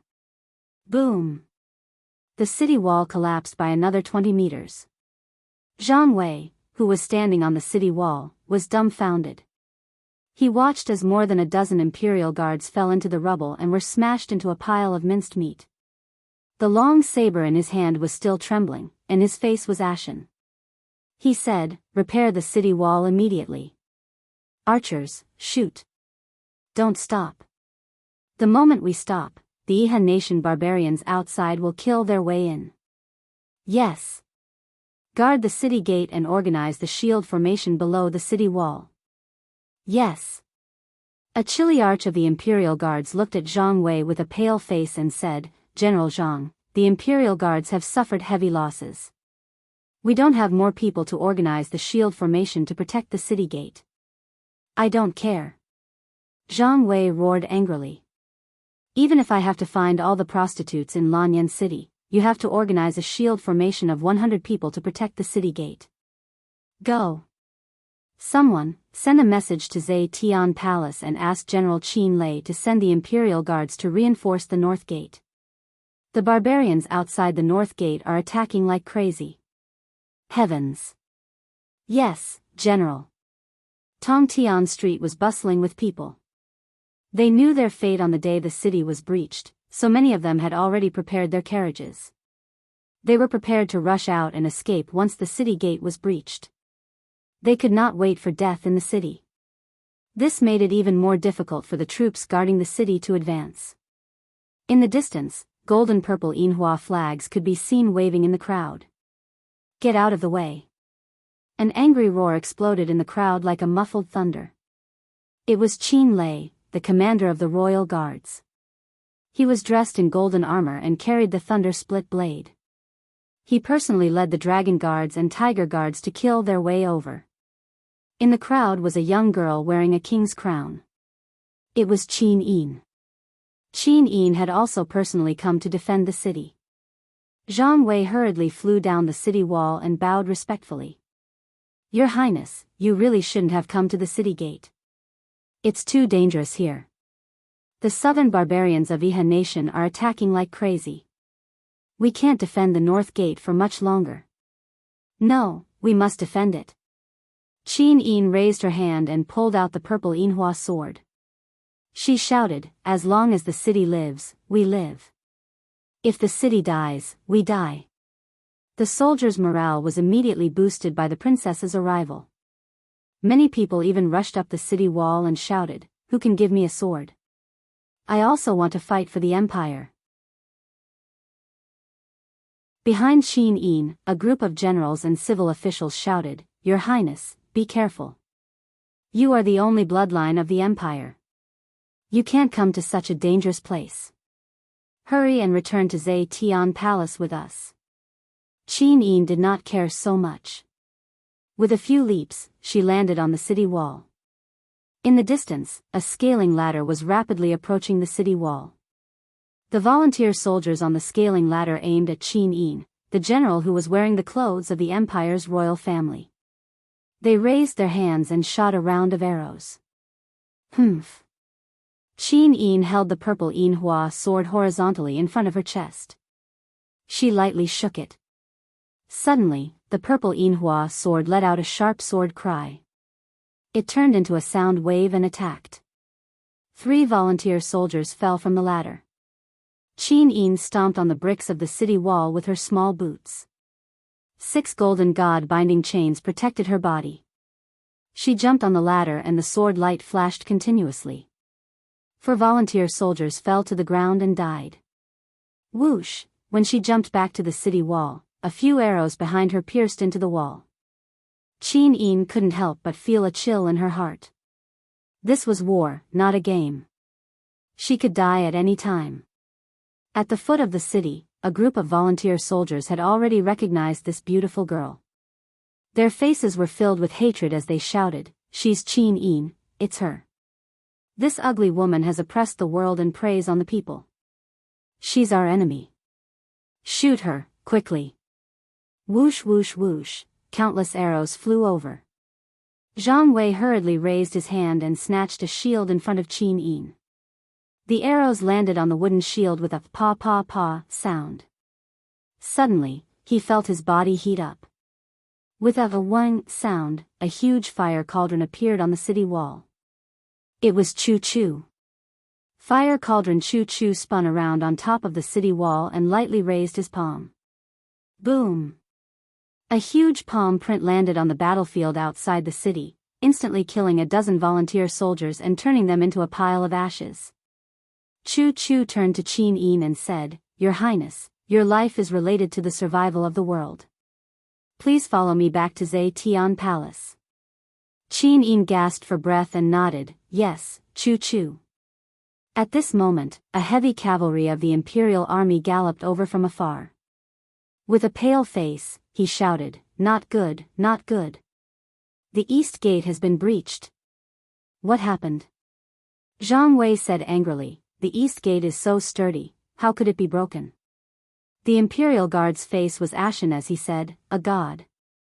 A god has descended." With just one palm, he shattered the entire East Gate. "Oh my god, a god." Zhang Wei felt a chill in his heart. Chu Chu's face also turned pale and said, "Qin Lei, protect Her Highness. Go around the main road through the alley and prepare to break through the East Gate. As long as Her Highness is alive, the Empire still has hope." Qin Lei cupped his fists and said, "Yes, Sir Chu Chu." Chu Chu looked at the generals in the crowd and said, "Commander Chu Huaying, lead the Flying Mount Battalion out of the city to face Long Qianlin's main force. Only by delaying his main force outside the North Gate can Her Highness have a chance of breaking through." "Yes." Chu Huaying cupped his fists and looked at Chu Chu. His eyes were filled with determination. "Even if we die in battle, we will definitely delay Long Qianlin." Chu Chu gave him a deep look. He felt a little bitter in his heart. After a few seconds, he said, You are the pride of the Empire."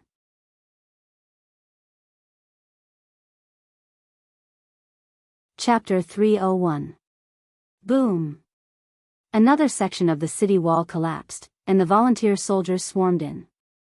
Not to mention the East Gate, even the North Gate in front of them was in danger. Chu Chu and Qin Lei protected Qin Yin together as they retreated from Zetian Palace Hall. The defeat of Lanyan City was inevitable. The Qin Empire had been around for more than 7,000 years. Finally, on this day, the fate of this ancient empire had come to an end. The war drums thundered, and the Imperial Guards, whose faces were covered with blood, carried the war drums to the city wall. They beat the war drums with all their might and cheered for the Flying Mount Battalion, which was streaming out of the city. Chu Huayin's armor was stained with blood, and his face looked tired.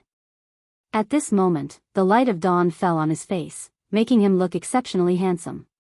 With his hand on the hilt of his sword, Chu Huayin walked at the front of the Flying Mount Battalion. With an arrogant look on his face, he looked at the volunteer soldiers who were in formation outside the north gate of Lanyan City from afar. This volunteer soldier used to be the private army of Qin Yi, the Prince of Jianghu. It was an elite army from Bailing City, one of the 7 famous cities of the empire. At this moment, there were only 150,000 soldiers left. It was precisely because of the existence of this army that led to the defeat of Lanyan City. The Flying Mount Battalion was one of the only remaining corps of the empire. At this moment, there were more than 5,000 soldiers left, and the former commander of the Flying Mount Battalion was Long Qianlin. At this moment, Long Qianlin had become the commander of this volunteer soldier in front of them. History repeated itself again and again, just like a reincarnation. Long Qianlin knew the art of battle formations very well, so he only sent 1/3 of the troops. 50,000 soldiers lined up on the plain, and all of them were armed with spears and shields. They formed 7 circular battle formations, surrounding and protecting each other. Their spears pierced through the gaps between the shields. This was a battle tactic specially created to deal with cavalry. Among the crowd, Long Qianlin spurred his horse forward. With a slightly proud expression on his face, he cupped his fists and said, "Commander Chu Huayin, you are one of the 4 heroes of Lan Yan, and also Lin Muyu's brother. Qianlin pays his respects to you. If Commander Chu is willing to surrender, with your ability, Prince Jinnan will at least give you the title of Earl or Marquis. Why do you need to risk your life for the decadent and heartless empire?" Chu Huairan slowly unsheathed his sharp sword and said calmly, "I have to bear the burdens of the ruler. His Majesty Qin Jin has bestowed me with great honor. Today, I, Chu Huairan, will use my life to protect his daughter, as well as the 5 million citizens of Lanyan City behind me." "Humph." Long Qianlin sneered, "Bring it on then." Chu Huayan turned his horse around and looked at the flying mount battalion behind him.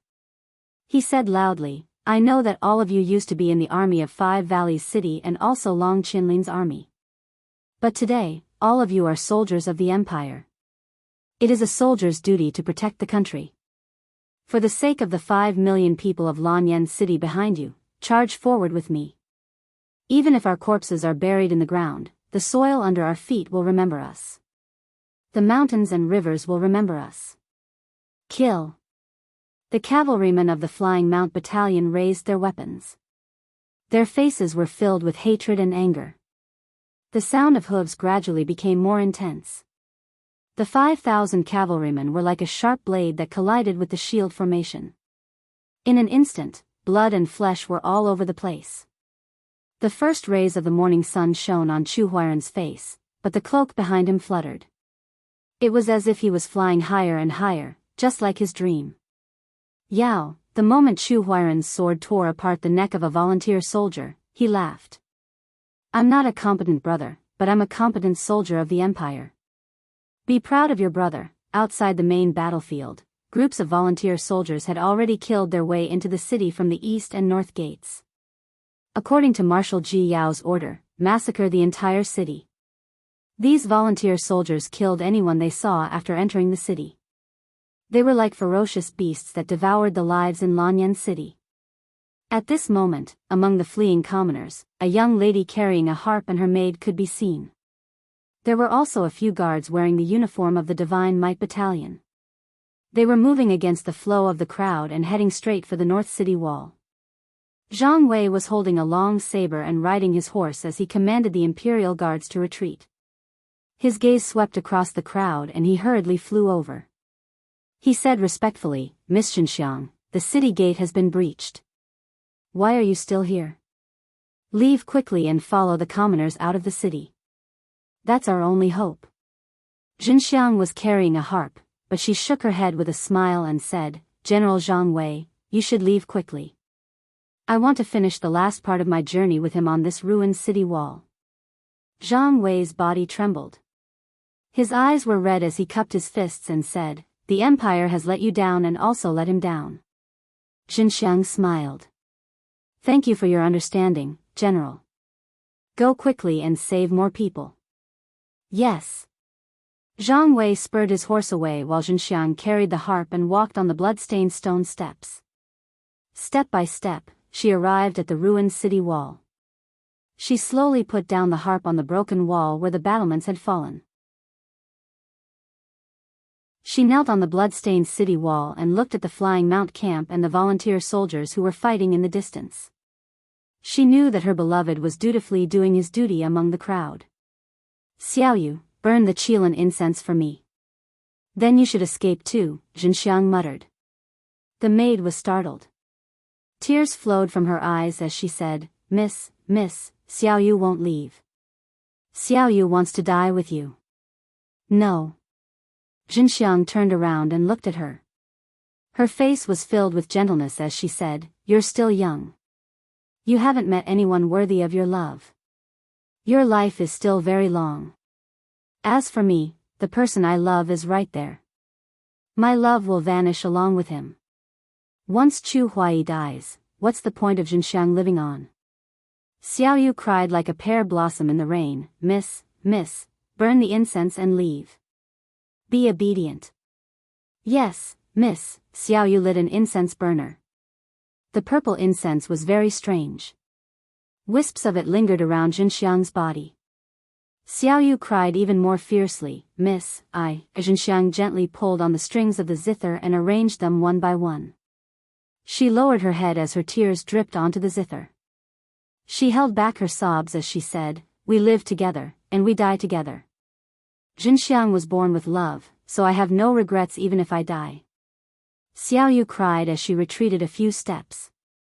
She said, "If there's a next life, I hope that Miss can stay with Commander Chu for the rest of your life. You don't have to suffer the pain of being separated by heaven and earth anymore. Xiao Yu is leaving now."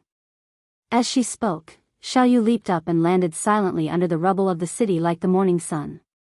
The guards looked at each other before cupping their fists and retreating. Jinxiang held back her tears as she looked at the crowd that was fighting below the city wall. She heard Chu Huai's voice and saw the resplendent lights of the star-plucking finger exploding in the crowd. No matter how sharp a sword was, it would not be able to sever the heart of love. The sound of the zither was filled with desolation. This was the first time Jinxiang had played the general zither.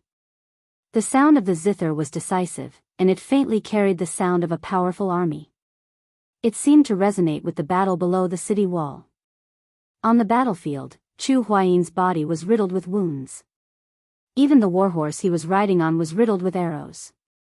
But as the warhorse galloped, Chu Huayin raised his sword again and again, slashing at the bodies of the righteous soldiers. This was like fate. The battle between Chu Huayin and Long Qianlin was fate. His love for Jinxiang was also fate. The melody on her fingertips trembled continuously. Jinxiang looked at the person she deeply loved from afar, and her face became increasingly pale. Blood flowed out from her nostrils and the corner of her mouth. The sound of the zither also seemed to weaken due to the passing of life. She forcefully opened her eyes, wanting to take one more look at Chu Huai, but her vision became increasingly blurry. "Ah!" Chu Huai roared angrily in the crowd. It sounded like the mournful cry of a dying beast. There weren't many soldiers from the Flying Mount Battalion around him anymore. The Flying Mount Battalion had already become history, just like Chu Huai. Bang! The glow of battle energy surged as Chu Huai's star-plucking finger exploded once again, turning a group of righteous soldiers into a pile of flesh and blood. However, at the same time, a sharp arrow pierced into his chest. Chu Huai howled in pain as he gripped the reins tightly. However, the warhorse that was riddled with wounds had also reached the end of its life, and it slowly knelt down. Chu Huai struggled to pick up his long sword. He looked towards the city wall and saw a familiar figure slowly lying on the zither. Blood flowed down his forehead and into his eyes. This brave and invincible commander of the empire howled in pain as his tears mixed with the blood. He wanted to look again, but he could no longer see anything. He could only swing his sword and slash at the crowd. Pft, pft, pft. Spears pierced Chu Huai's body one after another, but he didn't seem to feel any pain. He waved his long sword crazily, causing heads to fly off. The group of righteous soldiers were so shocked that they retreated one after another. No one dared to move forward anymore. This commander, who was famous for his talent and was one of the 4 heroes of Lan Yen, was like a mad beast. The righteous soldiers formed a circle around Chu Huai, but no one dared to attack him. Chu Huai's body was pressed against the spears as he knelt there. His tears and blood continuously splashed onto the yellow soil. Suddenly, he reached into his clothes and used the last of his strength to take out a blood-stained ball. He said in a voice as soft as a mosquito, "Yao, brother is gone." Outside the battle formation, Long Qianlin was riding on a warhorse. His body trembled slightly as he bowed his head in the direction of Chu Huayin and said, "No one is allowed to touch Chu Huayin's corpse.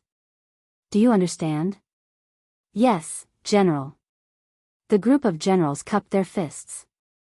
At this moment, a messenger suddenly galloped over and said loudly, "General, something bad has happened. Lin Muyu has led the Longdan army camp's men here. They will arrive at the battlefield in 5 minutes at most. He's finally here, Long Qianlin raised his hands slightly and said, "Block the north gate of Lanyan City with 20,000 men. Let Lin Muyu and the Longdan army camp enter with the remaining 100,000 men. Surround them. This is a battle of annihilation." A general asked, "General, you want to kill Lin Muyu?" Long Qianlin's eyes flickered as he said, "If you kill someone's elder brother and they have the ability to kill you, will you spare their life?" "I understand." The group of volunteer soldiers slowly dispersed as the Longdan army camp entered. Lin Muyu rode on his warhorse and ignored the volunteer soldiers who were surrounding him. He headed straight for the center of the battlefield and saw countless corpses in the distance. The Empire's purple Yinhua flag was scattered all over the ground. There was a person kneeling at the spot where the most corpses were piled up. His blood-stained commander's cloak fluttered gently in the wind. That was Chu Huai.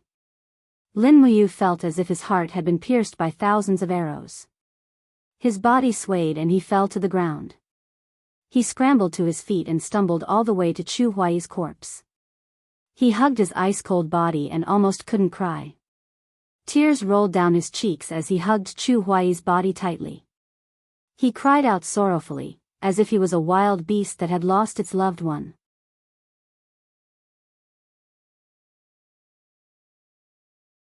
Chapter 302. Plop, the exquisite ball, which was covered in blood, fell to the ground. Lin Muyu looked at it, and his heart felt like it was being stabbed by a knife. He gently picked up the exquisite ball and stuffed it into his clothes. He raised his hand and tore off his holy temple cloak, instantly tearing it into strips. He mounted his horse and tied Chu Huayi's corpse behind him. Tears flowed down his cheeks as he pulled out the pear-blossom spear that was stabbed into the side of his horse. He muttered, "Revenge." Luo Yu, Wei Chou, and the others pulled out their weapons one after another. Their faces were filled with anger and hatred as they shouted, "Revenge! Revenge!" At this time, Long Qianlin had already finished setting up the battle formation. The Yihan nation's army was all around them. Long Qianlin had 150,000 elite soldiers, and 10,000 of them had been killed by Chu Huayin. There were still 140,000 of them left. His military strength was definitely above that of the Longdan army camp. However, Long Qianlin didn't dare to be careless, because the person commanding the Longdan army camp was Lin Muyu. She was the opponent he feared the most in his life. Cavalry, move out. The Yiyong army finally mobilized the Lingnan heavy cavalry. About 30,000 of them slowly moved out of the formation, facing off with the Flying Geese formation. They were ready to attack at any time. Luo Yu raised her spear high and shouted, "Regroup the front line, cone formation." Long Qianlin was too arrogant. He actually wanted to use the Flying Geese formation to take over the Longdan army camp. However, it wasn't going to be that easy. Everyone in the Longdan army camp was equipped with shields and armor. It wasn't going to be that easy to take them down. Charge! Lin Muyu acted as the sharp blade of the cone formation. She patted her horse and galloped forward. The sound of the horse's hooves could be heard behind her as she charged towards the opponent's Flying Geese formation. Just as the two sides were about to collide, the soldiers of the Brave Dragon Battalion took out their longbows and shot a round of arrows. Furthermore, they were using white diamond arrowheads. The white diamond was so sharp that it could penetrate a 10-centimeter thick steel plate. How could the Lingnan cavalry's armor withstand it? Puff, puff, puff, puff. Blood splattered everywhere. One round of arrow rain was enough to injure or kill thousands of Lingnan cavalrymen. This kind of loss was nothing much, but the corpses of the cavalrymen quickly became obstacles for their comrades at the back. When they collided with each other, the losses were hard to calculate. What was worse was that the Courage Dragon Battalion was charging towards them. The group of people led by Lin Muyu suddenly thrust their spears forward. Amidst the violent collision, the two heavy cavalry clashed head-on. In an instant, it was clear who had the upper hand. Lin Muyu's expensive equipment showed her advantage. She killed the Lingnan cavalry with a single charge. After nearly 20 minutes of charging, both sides changed their positions and regrouped their formation. They were ready to attack again. However, the Lingnan cavalry had lost almost 5,000 men. On the other hand, the Longdan army camp had lost less than 1,000 men. Bastard! Long Qianlin clenched his fist and said coldly, "What kind of arrowhead is that? It can actually pierce through our steel shields." Lin Muyu is just too terrifying. A military officer cupped his fist and said, "General, do you want me to send someone to fetch an arrowhead for us to take a look?" "There's no need. Don't disturb the battlefield." "Yes." He hesitated for a moment and said, But our heavy cavalry is clearly not a match for the Longdan army camp. If we continue to fight them head-on, I'm afraid we'll suffer a great loss." Long Qianlin raised his eyebrows and said, "If we can use 30,000 heavy cavalry to exchange for the 10,000 Longdan army camp, then this deal will be too profitable." Yes, however, everything was not as Long Qianlin had imagined. After fighting for more than 2 hours, only a few of Lingnan's 30,000 heavy cavalry were left. At most, there were only 2,000 injured soldiers left. However, there were still more than 8,000 people from the Longdan army camp standing proudly on the battlefield. Lin Muyu, Wei Chou, Luo Yu and the rest were already covered in blood. No one knew how many people they had killed. They only knew that their comrades were decreasing one by one. The pear blossom spear seemed to have been bathed in blood. Even the handle that was holding it was a little slippery. Lin Muyu lightly shook her arm. Immediately, the pear blossom spear buzzed loudly and shook off all the blood. Looking at the volunteer army camp in the distance, Lin Muyu slowly raised her arm and pointed the pear blossom spear at them. She smiled and said, "Follow me and attack their volunteer army camp." Yes. The Longdan army camp did not wait for the enemy to reorganize their formation and launch their attack. There was no place for modesty on the battlefield.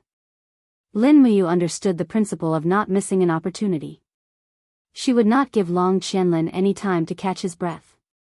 "Oh no, they aren't even resting before charging," said a military officer with a pale face in the middle of the volunteer army.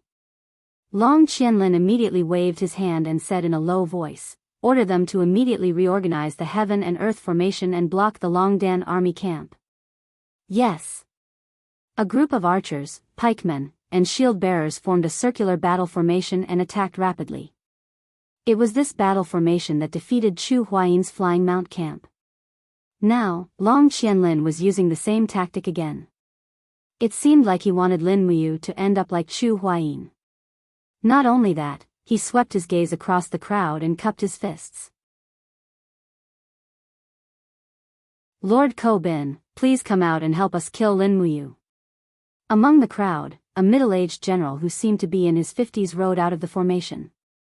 His face was expressionless, but when he frowned, an invisible aura descended on the surroundings, causing Long Qianlin and the others to feel a boundless pressure. This was the domain of a Saint Realm expert. This Ko Bin was one of the Saint Realm experts that Luolan had brought down from the Sacred Peak. Currently, he was under Long Qianlin's command. As soon as Ko Bin came out of the battle formation, it seemed like all the Iha Nation soldiers were excited. Lin Muyu and the others naturally did not know about Ko Bin's existence. In the midst of a chaotic battle, how could Lin Muyu be distracted to use the spiritual pulse technique? The pear blossom spear in her hand was stained with blood again. Facing the heaven and earth formation, Lin Muyu decisively ordered the white diamond arrows to open up a path. After shooting the shield bearers on the periphery, they charged straight in and used the heavy armor of the Longdan army camp to block the arrows. At the same time, they trampled with their iron hooves, instantly destroying the heaven and earth formation formed by 5,000 people. "Continue, follow me and charge forward." The army collided with the second heaven and earth formation. Lin Muyu took the lead, waved her iron fist, and directly punched out with chaos of the common people. With a bang, more than 10 shield bearers were sent flying and turned into blood. Behind her, Wei Chou shot an arrow and killed captaincy in the formation. Then, the Longdan army camp charged straight in and was about to destroy the second heaven and earth formation. Long Qianlin narrowed his eyes and watched from afar. His palms were drenched in sweat as he said faintly, Lin Muyu, I want to see how you're going to defend against a saint. If you die in battle, I'll collect your corpse. I won't let you suffer any humiliation. You're the same as Chu Huaying, a respectable soldier of the empire. You're the pride of this land. In the battle formation, a person suddenly broke through the wind. It was Ko Bin. Ko Bin held a long saber in his hand and attacked from the right side. The handle of the saber swept diagonally, and the power of the sanctuary surged. Immediately, the heads of 5 soldiers in the Longdan army camp flew into the air. Some of them even had their helmets cut off. After this attack, Ko Bin roared and punched forward with his iron fist. Suddenly, the space was slightly distorted. In the next moment, with a bang, more than 10 soldiers in the Longdan army camp were all swallowed by the flames. The flames in the battle formation soared into the sky. This was the cultivation of a sanctuary expert. It's a sanctuary. Wei Chou shouted. Men, come with me and kill them. No, you stay. Lin Muyu looked at Wei Chou from afar and gestured for him to stop. She said, everyone, change your bows and arrows. Let's kill this sanctuary expert first. I'll distract him. With that, Lin Muyu turned over and dismounted from the horse. She used the falling star steps and moved faster than the horse. The pear blossom spear was already hanging on the horse's back, but she raised her hand and pulled out the dragon spirit sword. She attacked from behind Ko Bin. With a roar, the fire in her palm was dense, and she directly used a spiral break that was infused with the true dragon essential fire. At the same time, with a swoosh in the air, the invisible demonic noise saber also flew out. Die! In the crowd, Ko Bin brazenly punched the heart of a soldier in the Longdan army camp, but he also felt the strong flame energy behind him. He quickly turned around and saw Lin Muyu. He couldn't help but laugh. Second heaven of the heaven realm? You'll still die. He spurred his horse forward, his eyes filled with killing intent. Suddenly, his aura rose, and the surrounding time seemed to freeze. Suddenly, everyone couldn't move, and an invisible aura controlled everything. Domain. Ha! Ko Bin laughed maniacally as he charged toward Lin Muyu. His fists were covered in scorching flames, and he blasted the dragon flame spiral break aside before unleashing another punch that struck the wall of her golden gourd. Bam! Lin Muyu was completely immobilized within the domain, and she threw up a mouthful of blood as she flew back a few steps. However, right at this moment, Wei Chou and the others, who were over 100 meters away, weren't within the domain. He raised his demon-devouring bow, and an arrow flew through the air before striking Ko Bin's suit of battle armor. The arrow penetrated about 3 centimeters into the suit of battle armor, and Ko Bin hurriedly stumbled back a few steps with an astonished expression on his face. How is this possible? His aura was thrown into disarray, and his domain also disappeared. Lin Muyu spun around and landed firmly on the ground. Her battle boots shone with a golden light as she stomped on the ground. Swoosh swoosh swoosh swoosh, golden gourd vines rose from the ground and bound Ko Bin tightly, not giving him any chance to break free from the gourd vines. Xiahou sang, Luo Yu, and the rest all took out their bows and arrows and released them. In an instant, Ko Bin had turned into a porcupine. Crack, an invisible demonic noise saber flew through the air, slicing through Ko Bin's head as well as the gourd vines.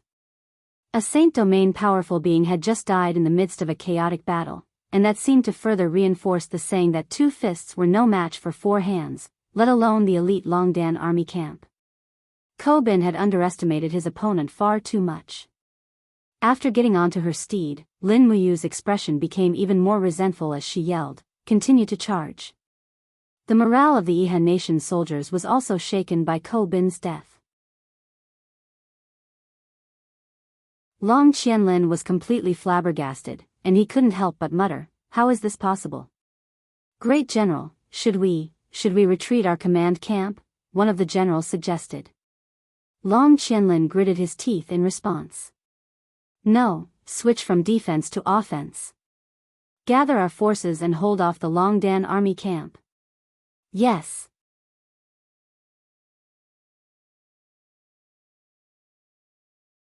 Chapter 303. Mount Heaven's Causeway was a solitary peak that towered between heaven and earth. When Feng Jixing arrived at Mount Heaven's Causeway with 30,000 imperial guards, there was no trace of the imperial flag.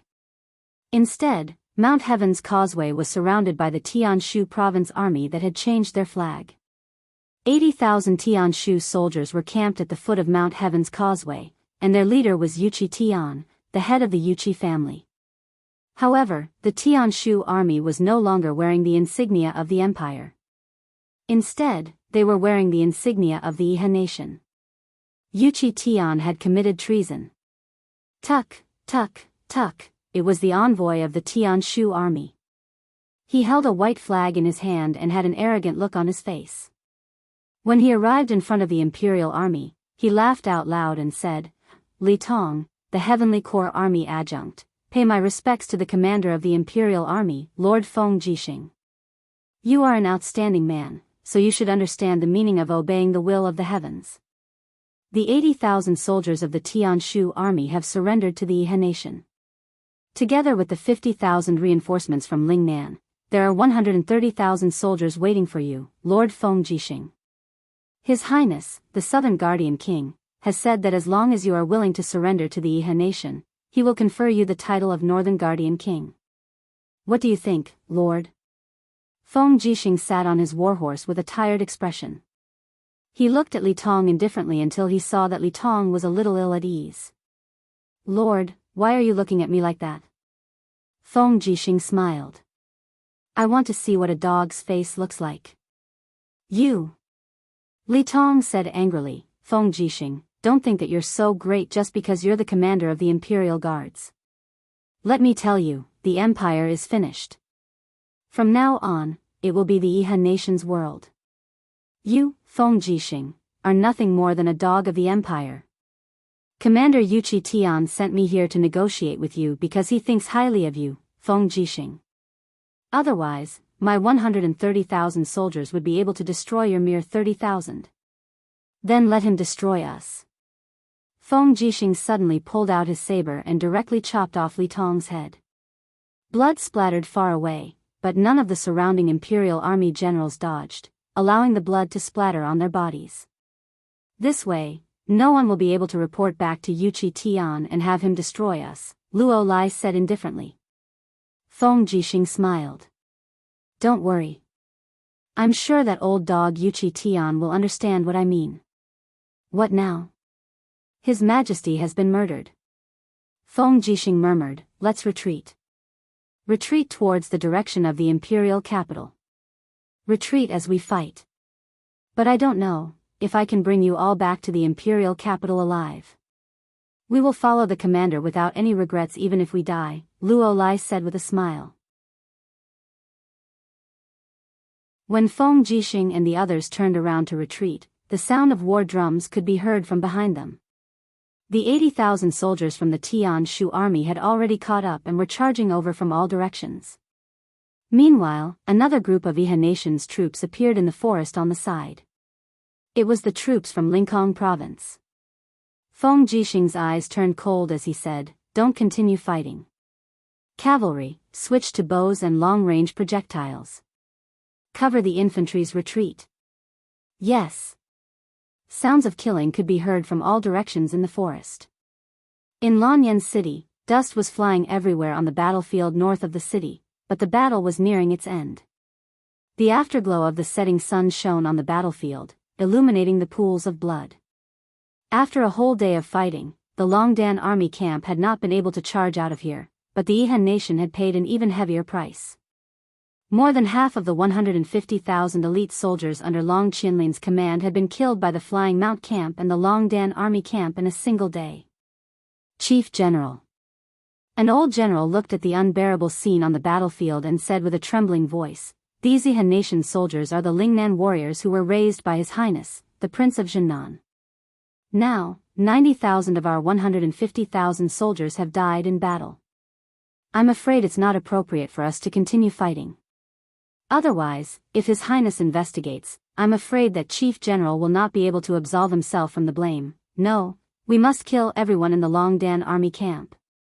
Long Qianlin looked at the battlefield with an ashen face and said, there are only slightly more than 1,000 soldiers left in the Longdan army camp. Only by killing them can it be considered a real victory. If we don't get rid of the Longdan army camp today, this troop will definitely be a huge problem for us in the future. The old general gritted his teeth and said, Chief General, His Highness gave you the military power so that you can fight for the Iha nation. However, you seem to have placed the grudge between you and Lin Muyu in a more important position. If that's the case, I'm afraid I have to consider reporting to His Highness. You. Long Qianlin narrowed his eyes. The old general continued, I've also heard that it was Lin Muyu who saved your wife, Hu Xiaoyun, when you were in Five Valley City. I don't know if that's true. Since you're indebted to Lin Muyu, why are you so ruthless, Chief General? Long Qianlin laughed miserably and said, do you think that I don't want to let Lin Muyu go? However, do you know what kind of price we'll have to pay once Lin Muyu takes her revenge? I'm afraid it won't be as simple as tens of thousands of people. However, since you've said so, let's drop the matter for today. I don't want a hero like Lin Muyu to die on the battlefield. Men, sound the gongs to retreat and let Lin Muyu enter the city. Yes, General. The gong sounded and the Iha nation soldiers under Long Qianlin's command retreated like a receding tide, opening up a path to Lanyan City for the Longdan army camp. Lin Muyu was panting heavily. The fighting energy and physical strength in her body were almost depleted. Even the strength to hold the dragon spirit sword was strained. Beside her, Acatosaurus's red crystal scales were covered in blood. The little fellow was very happy after being released to help in the battle. However, it was so tired that it followed beside Lin Muyu like a reptile. Looking at Lanyan City in the distance, it had already changed. Xiao Yin, Lin Muyu murmured, but she didn't know if her beloved was still alive. Wei Chou, who was covered in blood, said calmly, Commander, they're massacring the city. Yes, Lin Muyu could see everything clearly. At this moment, Lanyan City was almost filled with the Iha nation's troops. Under Marshal Ji Yao's Iron Order, the Iha nation's army of more than 200,000 soldiers were massacring the citizens of Lanyan City. There was no resistance, only death and fear. Boom! Another section of the city wall collapsed, and a body fell from the broken wall. A Guqin and a woman were lying among the rubble. Lin Muyu's gaze swept across, and his heart couldn't help but ache. It was Zhenxiang. He urged his horse forward and carried Zhenxiang's body. He untied Chu Huaying's body and handed them to the soldiers of the Longdan army camp behind him. Luo Yu, lead the Longdan army camp around the city and look for Her Highness Yin and Chu Yao. Once you find them, bring them far away. Wei Chou, Xiahou sang, the two of you will bring the remaining imperial guards and follow me into the city. Also, bury Big Brother and Zhenxiang together. Even if they can't be together in life, at least they can be together in death. Yes, my lord. There were only slightly more than 1,000 people left in the Longdan army camp. Lin Muyu really didn't want this army that he had raised with his own hands to die in the chaos. At least he wanted to leave a torch for the Longdan army camp and the empire. As night fell, the Longdan army camp disappeared into the night. Lin Muyu, Wei Chou, and Xiahou Sang brought more than a dozen imperial guards into the city. They could only hope that Qin Yin could successfully escape. However, it was easier said than done. The Iha nation had sent countless soldiers and peerless masters to hunt down the empire's crown prince in the city. In the distance, there were howls on Tongtian Street. Countless commoners were banished to the streets. Then, they were killed by a group of brave soldiers carrying broadswords. The screams of young girls could be heard from the rubble on the side. The Iha nation had conquered Lanyan City, so it was inevitable that they would abduct the young women in the city. This seemed to be an unwritten rule. Is this what it means to be benevolent and to treat all living things equally? Wei Chou couldn't help but sneer. He didn't hide the grief and indignation on his face. Lin Muyu led the group into the alley and rushed all the way. They didn't dare to provoke the Iha nation's soldiers. If they killed one person, they would attract 10 or even 100 people. Then, there would be no need to talk about saving Qin Yin. Not far away, a pile of corpses was being burned. They were all commoners who had been slaughtered. The burnt smell permeated the entire Lanyan city. Judging from the light of the fire, more than 1/3 of the city had been burned and killed. Lanyan city was very large and could accommodate 5 million people. The Iha nation's massacre would probably continue for a long time. When the group took a detour to the vicinity of Zetian Palace, they saw from a distance that Zetian Palace had been heavily surrounded by the Iha nation's army. The dozen or so people under Lin Muyu's command were simply courting death. However, there were still many Iha nation's cavalrymen coming and going in Zetian Palace. They seemed to be searching for something. Xiao Yin probably hasn't been found yet. Lin Muyu secretly rejoiced and said, "We don't need to enter Zetian Palace. We'll set up an ambush in this alley. We'll knock a few people unconscious and interrogate them." Yes. The group of people tied up their warhorses and hid in an empty house.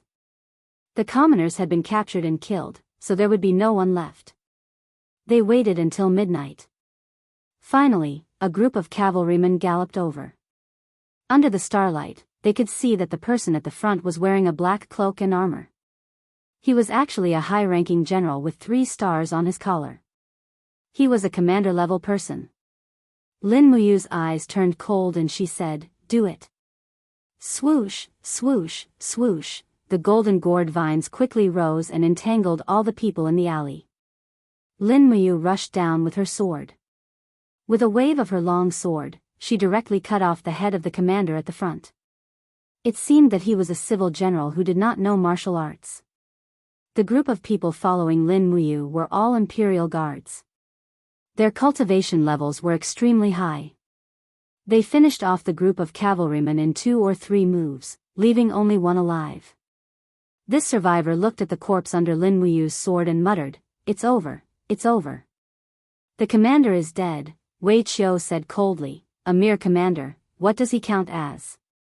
The bodyguard was aghast and said, He is the Iha kingdom's general Lin Yu." "Lin Yu?"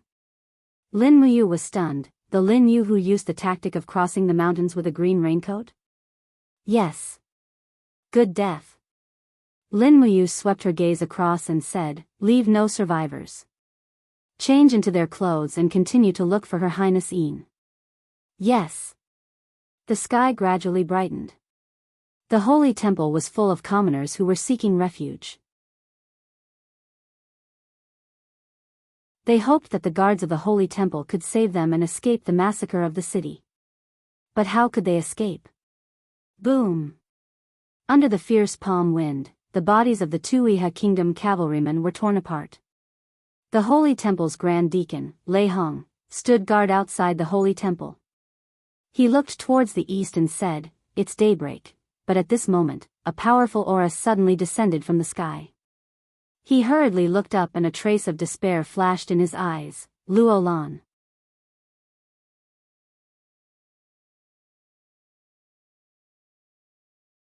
Chapter 304. Luo Lan, who was wearing a golden robe, stood in the air. She looked at Lei Hong with disdain. Divine power surrounded her.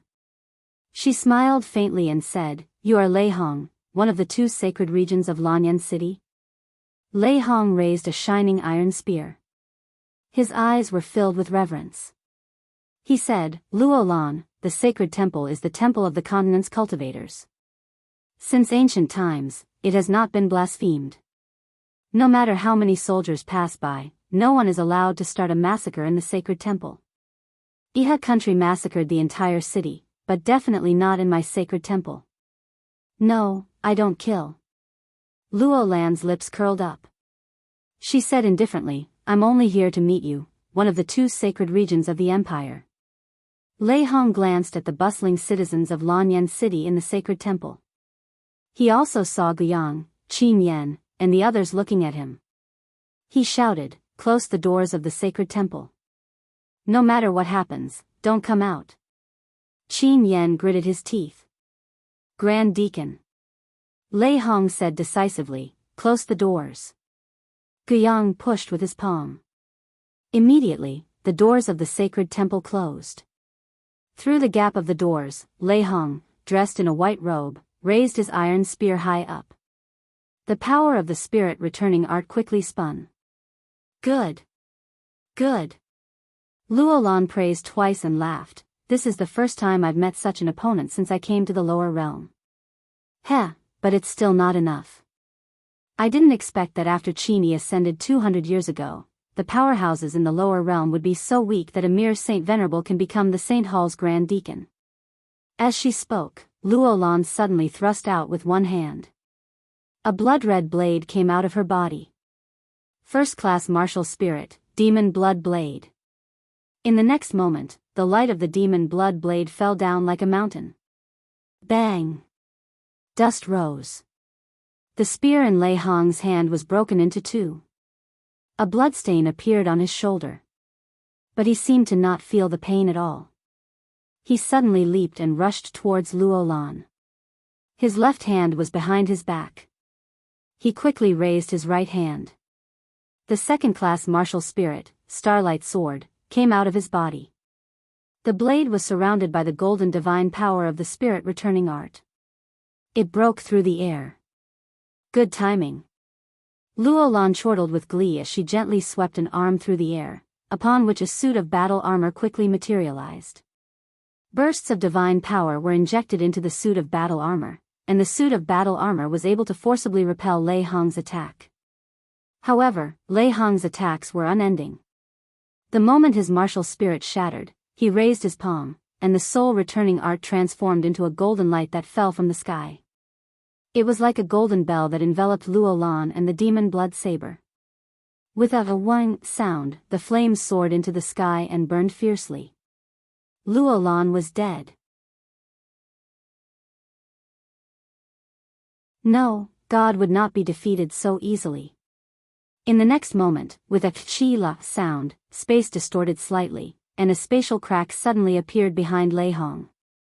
Luolan's figure came out, and she said indifferently, "It ends here, Lei Hong, go to the afterlife." Buzz. The demon blood saber glowed brightly, forming a powerful divine realm domain that enveloped Reiham and Luolan.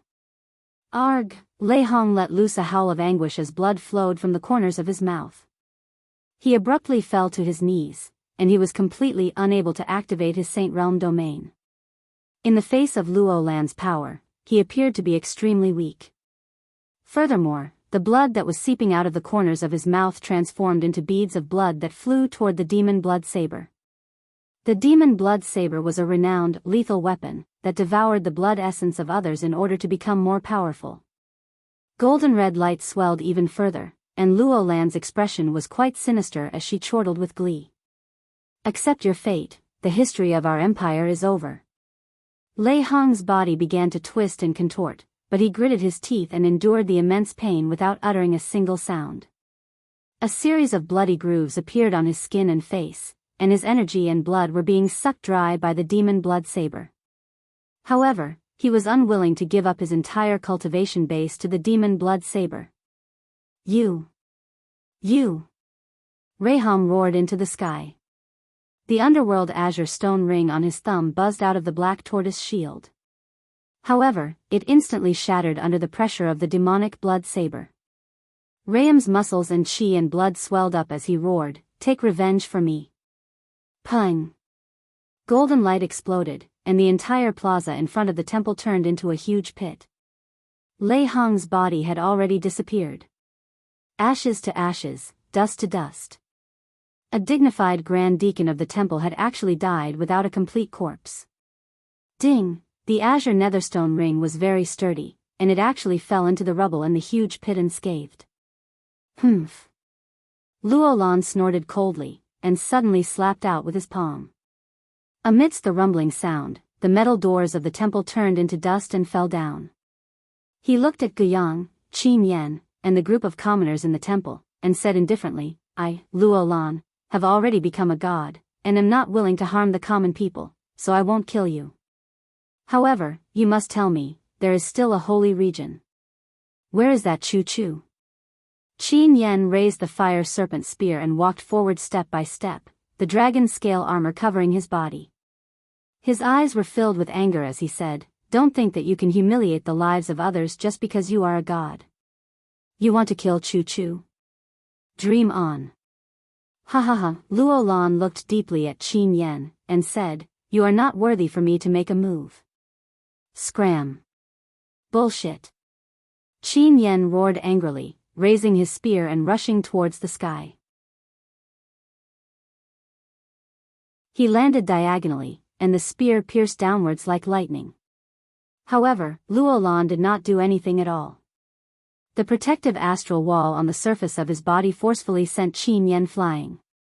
A stream of fresh blood spurted out in the air. Qin Yan's arms were already injured. Falling to the ground in a sorry state, Guiyang hurriedly helped Qin Yan up, his gaze hinting for him to stop attacking. And the group of instructors and sparring masters in the temple were nearly scared out of their wits. It could be seen how strong this god in front of them was. The strongest instructor of the temple could not even touch him, and he was already heavily injured. If it were someone else, they would probably have been smashed into pieces long ago. Guiyang looked at Luo Lan, shook his head, and said indifferently, "The massacre of the Iha kingdom. Everyone's whereabouts are unknown. As for where Chu is, we don't know either." Humph. Luo Lan snorted coldly, turned around, and flew out. Guiyang sucked in a breath of cold air, and said, "Don't hesitate anymore. Escort the citizens out of the city. The more that can escape, the better. Lord Qin Yan, can you still move?" Qin Yan held on to his spear, wiped off the blood at the corner of his mouth, and said, "I'm fine. Let's go." "I wonder how Big Brother and Big Brother Lin Muyu are doing." An instructor cupped his fists, and said, "I heard that the Flying Mount camp was completely annihilated, and Lord Chu Huayin has already died for the country." Qin Yan was startled, and his eyes could not conceal the vexation and unwillingness, and said, "As soldiers of the Empire, we are hiding here. We can't be like Lord Chu Huayin. His blood has already dyed the yellow sand. This is simply a type of humiliation." Guiyang said, "To be able to escort these thousands of citizens out of the city is a merit of our temple. Quick, don't hesitate, get everyone out. Hiding in the temple will never escape this massacre." Yes. Under the ruins, Lin Muyu, Wei Chou, and the others were wearing the uniforms of the Iha nation's soldiers, and they slowly rode their horses under the southern city wall of Lanyan City. They did not dare to shout loudly, and could only search for Qin Yan's figure among the passing citizens. At the city gate, a group of Iha nation soldiers armed with swords and sabers were guarding there, blocking the citizens' path of retreat. Any citizen who wanted to pass through this place had already been killed, and the corpses were piled up like a mountain. Some were burned on the spot, some were dragged further away to be buried, and even more were left exposed in the wilderness. "Lord." After seeing Lin Muyu's military rank, a patrolling officer immediately cupped his fists respectfully, and said, "May I know where Lord is going?" Lin Muyu glanced at him, and said, "Remnant of the Empire, where is Qin Yin?" The patrolling officer smiled, and said, "So Lord is also here for the 1 million Qin Yin coins. 1 million Qin Yin coins? Yes, Marshal Ji Yao offered a reward this morning. Anyone who captures Qin Yin will be rewarded with 1 million Qin Yin coins. However, it's not easy to capture Qin Yin. The Imperial Army is not completely wiped out yet, and it's said that Qin Lei has brought thousands of men to protect Qin Yin and leave the city through the broken wall. However, he can't have gone far, and General Lu Zhao has already led 20,000 cavalry to chase after him." "Where are the Imperial Guards?" "The southern suburbs." "Got it. Move aside, we're going out of the city to chase after him." "All right, let them through." Outside the city, there were piles of corpses everywhere. This massacre had become a feast for the Iha nation of Lingnan. Lin Muyu traveled quickly in silence, while Wei Chou, Xiahou sang, and the others had ashen faces and bloodshot eyes. As Imperial Guards, they could not protect the citizens of the Empire. Wasn't this a kind of mockery? Command. Wei Chao's ears perked up, and after listening attentively, he said, "There are sounds of fighting in the southeast." Lin Muyu's spirit pulse technique had also sensed many auras ripples, and she said, "Go quickly, we might be able to make it in time." Yes. The horses galloped through the blood-stained soil, and when Lin Muyu and the others rushed out of the forest, they saw a group of people fighting in the distance. However, the battle was nearing its end, and there were corpses of imperial guards and Iha soldiers everywhere. In the open space in the forest, there were hundreds of Iha nation archers holding bows and arrows, continuously shooting at the people in the inner circle. "All right." A mid-ranked officer raised his hand, and said, "The imperial guards of the Qin Empire are all dead, so let's not waste time here. Let's go and chase after Qin Yin. We must eliminate her." Yes. After the hundreds of Iha soldiers left on their horses, Lin Muyu and the others rushed to the battlefield, only to discover that there were many corpses of imperial guards around them. At the center, there was a person kneeling there, his entire body pierced with arrows, and the white cloak embroidered with a golden-purple flower was already dyed red with blood. That cloak. White-robed imperial guards, it was Qin Lei. Lin Muyu's heart felt as if it had been clawed into pieces. She flipped off her horse and staggered, almost losing her footing. She walked shakily to Qin Lei's side, wanting to hug him, but she realized that there wasn't even a place for her to put her hands on. Qin Lei was kneeling there, his entire body pierced with arrows, and his neck had also been pierced by 7 to 8 arrows, causing blood to flow. "Qin. Big brother Qin Lei."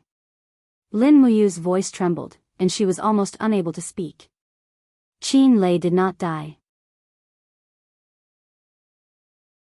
He closed his eyes, and his tears mixed with blood flowed down.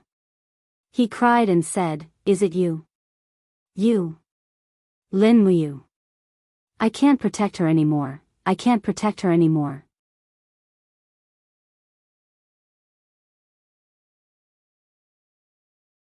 Chapter 305. Lin Muyu pulled out the arrow from Qin Lei's arm, hugged him, and said in a trembling voice, it's okay, brother Qin Lei. I will protect her in your place, I won't let anyone hurt her." Qin Lei didn't say anything, his body gradually turning cold, and the last strength of his life slowly faded away. Wei Chou, Xiahou sang, and the other imperial guards all dismounted and knelt on the ground, tears flowing uncontrollably. The imperial guards of the Qin Empire, the commander of the imperial guards, Qin Lei, had died for his country. "Get on the horse and find Her Highness Yin."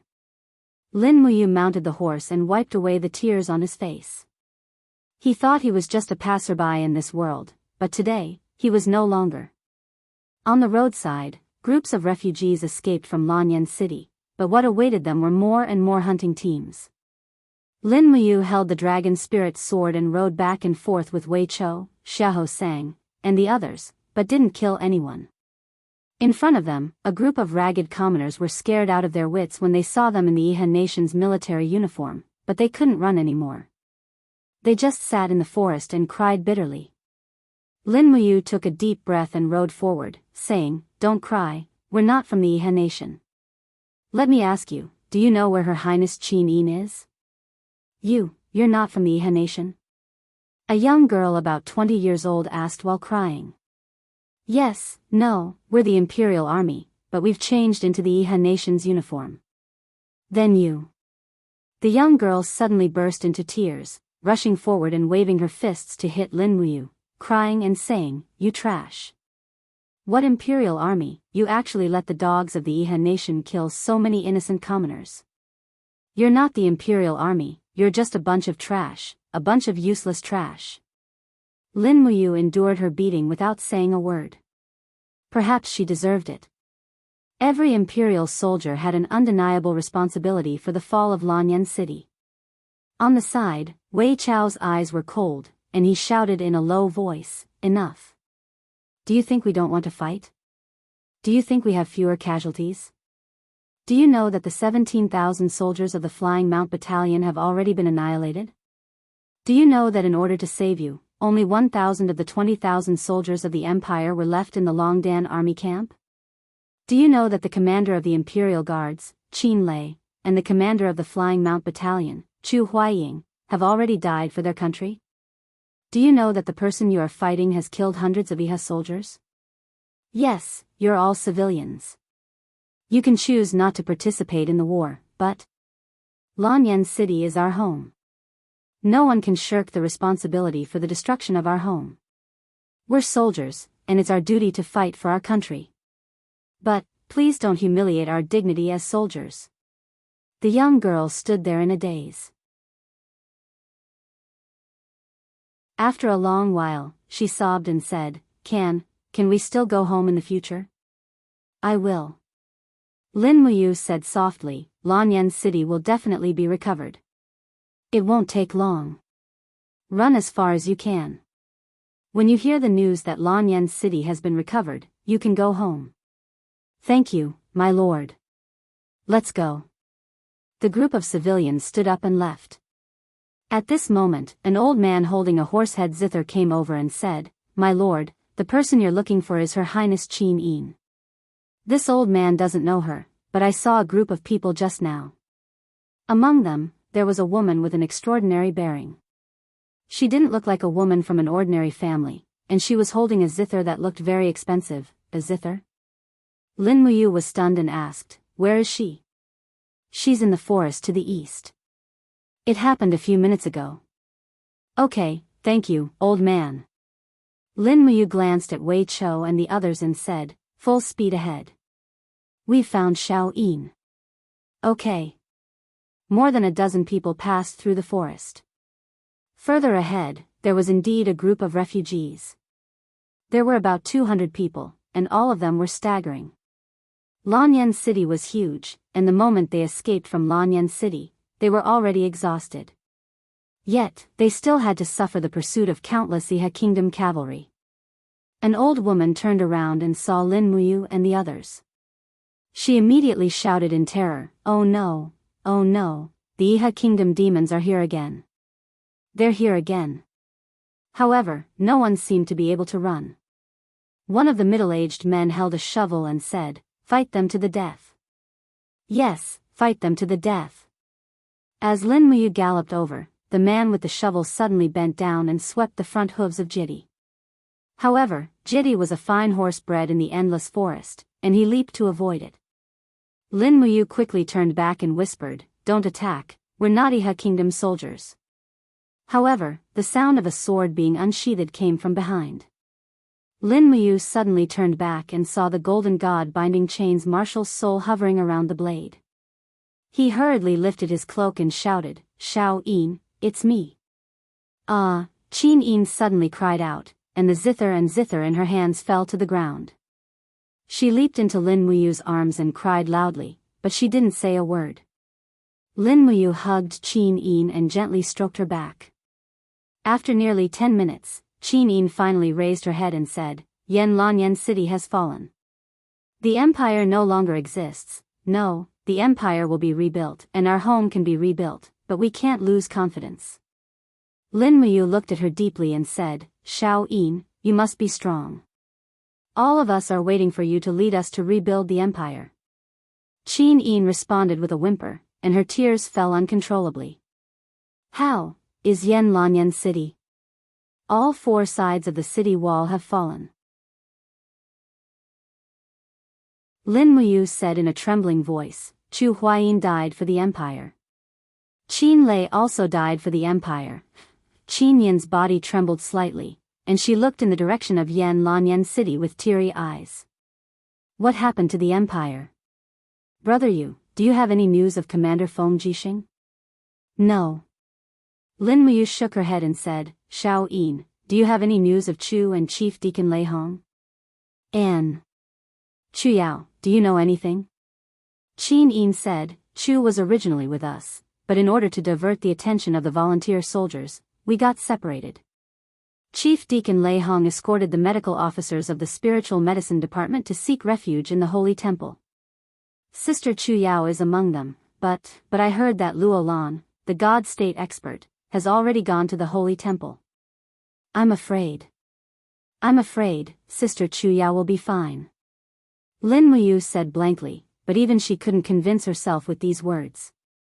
At this moment, Wei Cho suddenly said in a low voice, "Commander, there are people coming. They are from the Yihan nation, and there are at least 1,000 cavalrymen. What should we do? If we leave, I'm afraid Princess Yin and the people will. We won't leave." Lin Muyu said indifferently, "Even if we die, we must protect this group of people. But don't act rashly. We can't beat 1,000 cavalrymen." "Yes." Lin Muyu turned her horse around and walked over to the Yihan nation soldiers. There was a captaincy in this group, and when he saw Lin Muyu's military rank, he immediately cupped his fists and smiled. "So it's the general here. This subordinate is Captaincy Ding Shi of Sunset City. I wonder why the general is here, with a group of traitors of the empire? So it's General Ding Shi." Lin Muyu smiled and said, "I've been fighting non-stop these days, and my body is a little tired. When I chased here, I found a zither girl in the crowd who knows how to play music, so, I stayed behind to listen to her play a few songs." Ding Shi's gaze swept across Qin Yin in the crowd, and a trace of shock flashed across his face. Then, he revealed an understanding expression. "The general has a good eye. The marshal has already ordered the massacre of the city. If the general likes this girl, you can take her with you. As for these traitors of the empire, this subordinate will take care of them for the general. No need." Lin Muyu raised her hand and said, "Don't let the blood spoil the mood. General Ding, go by yourself. This group of people, I will take care of them myself later. Don't worry." "Yes, General." Then this subordinate will also stay behind and listen to a song with the general before embarking on the journey. Okay. Lin Muyu sat down cross-legged. Wei Cho, Xiahou sang, and the others also sat down. Under Lin Muyu's gaze, Qin Yin lifted her cloak to cover her face. She silently sat cross-legged on the grass. After straightening the strings of the zither, she slowly began to play. Her red lips moved slightly, and she sang the battle song of the Qin Empire, the Ballad of the Autumn Goose. Every word fell on the heart of every soldier of the empire like a drizzle. The world is vast, the mountains and rivers are vast, the cold moonlight shines into the battlefield, the rice river is green, the breeze is blowing, the warriors of the empire go to war together to kill all the jackals and wolves, a life of frivolity. Who will comfort my wounds? The road home is already impossible to look forward to, only sighing at the high mountains and long rivers, unhindered in all directions. Forever defending the country, what harm is there for the soul to return to the ends of the earth? Broken battle robes, warriors, where will the autumn goose be buried? Please take my soul back to the hometown. When the song ended, Wei Cho, Xiahou sang, and the others all had tears in their eyes. Lin Muyu also felt a lump in her throat, thinking of the deaths of Chu Huayin, Qin Lei, and the others. Perhaps, this song of Qin Yin could comfort these dead souls, as well as herself and Wei Cho, the remaining soldiers of the empire? Ding Shi's eyes also turned red. He turned over and mounted his horse, cupping his fists, and said, "General, I will take my leave. I hope that General will take care of yourself. As long as there is a glimmer of hope, there is still hope for the future." Lin Muyu was stunned. Could it be that Ding Shi already knew that the girl playing the zither was Qin Yin? It must be, but Ding Shi actually let them go.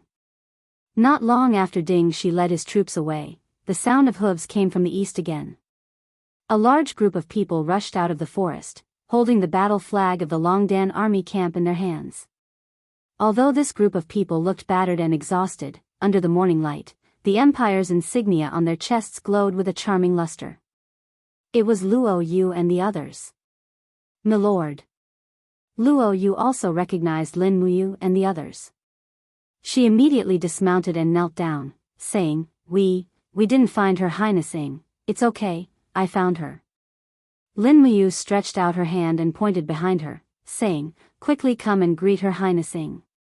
Immediately, more than 1,000 Longdan army camp mercenaries dismounted and knelt down on one knee, saying, "Your subordinates greet her highnessing."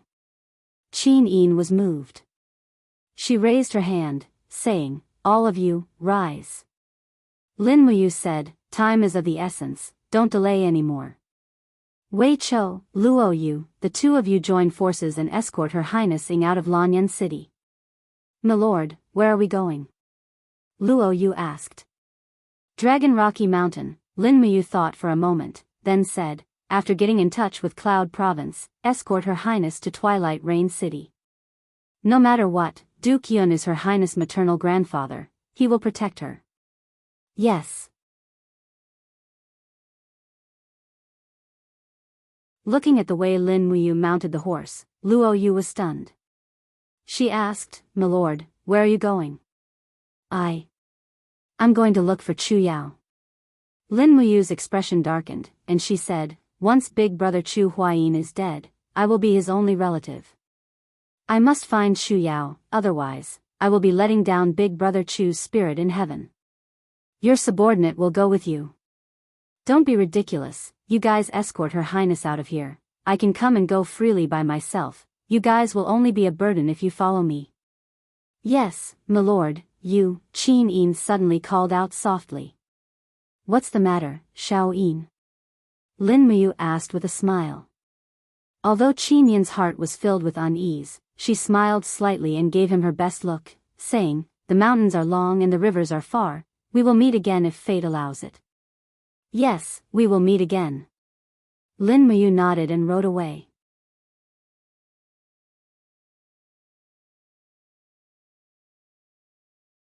Chapter 306. South of the Seven Seas Province, Jianfeng Ridge, a lone peak pierced the clouds. Banners fluttered at the foot of the mountain. The Jianfeng Ridge Barracks was also one of the three major garrisons in the Seven Seas Province. There were 70,000 soldiers stationed at the Jianfeng Ridge Barracks, and they surrounded and protected each other with the Seven Seas Pass. The real purpose was nothing more than to prevent Lanyan City from suddenly attacking. But now, the empire no longer existed, and this army seemed to have become a barrier against the iron hooves of the Iha nation. Thud, thud, amidst the sound of hooves, a snow-white steed galloped over from the official road. On the back of the steed was a beautiful young lady in a black cloak. Under the moonlight, her eyes were filled with anxiety and helplessness. When she arrived at the barracks gate, a group of soldiers immediately surrounded her and shouted, "Who are you? How dare you trespass into the Jianfeng Ridge Barracks?" Tang Xiaoxi flipped off the steed, and a beautiful face appeared in front of everyone. A 10-man squad leader immediately knelt down with his spear and said, "Princess Shi." Immediately, everyone knelt down in a circle. Tang Xiaoxi looked at everyone indifferently and said, "Bring me to Commander Tang Zhen of the Jianfeng Ridge Barracks." Yes. Tang Zhen was promoted to the commander of the Jianfeng Ridge Barracks after the Battle of Demon Subduing Pass. He was considered one of the important generals of the Seven Seas City. When Tang Xiaoxi rode the steed to the front of the central tent, Tang Zhen had already come out to welcome her. He cupped his fists and said, "Subordinate Tang Zhen greets Princess Shi. May I know what brings Princess Shi to the Jianfeng Ridge Barracks?" "Commander Tang Zhen, please send troops to reinforce Lanyan City," Tang Xiaoxi said resolutely. Tang Zhen sighed and shook his head. "It's too late. Just this afternoon, we received news that Lanyan City has been breached. Her Highness Qin Yin is missing. The Flying Mount Camp and the Imperial Guards have been annihilated. It's said that Chu Huayin and Qin Lei died in battle. Feng Jixing led 30,000 Imperial Guards out of the encirclement." "What?" Tang Xiaoxi retreated a few steps and fell onto her steed. This news was like a bolt from the blue, and she couldn't accept it.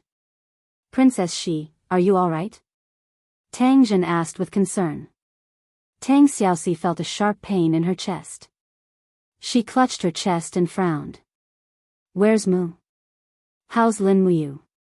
Tang Zhen said, "Lin Muyu led 15,000 Longdan army camp soldiers to a bitter battle with Long Qinlin's main force outside the city's north. After killing 70,000 volunteers, the entire army was annihilated. Lin Muyu's whereabouts are unknown." "Ah," Tang Xiaoxi felt as if she had been struck by lightning. She stood there dumbfounded, and tears streamed down her cheeks.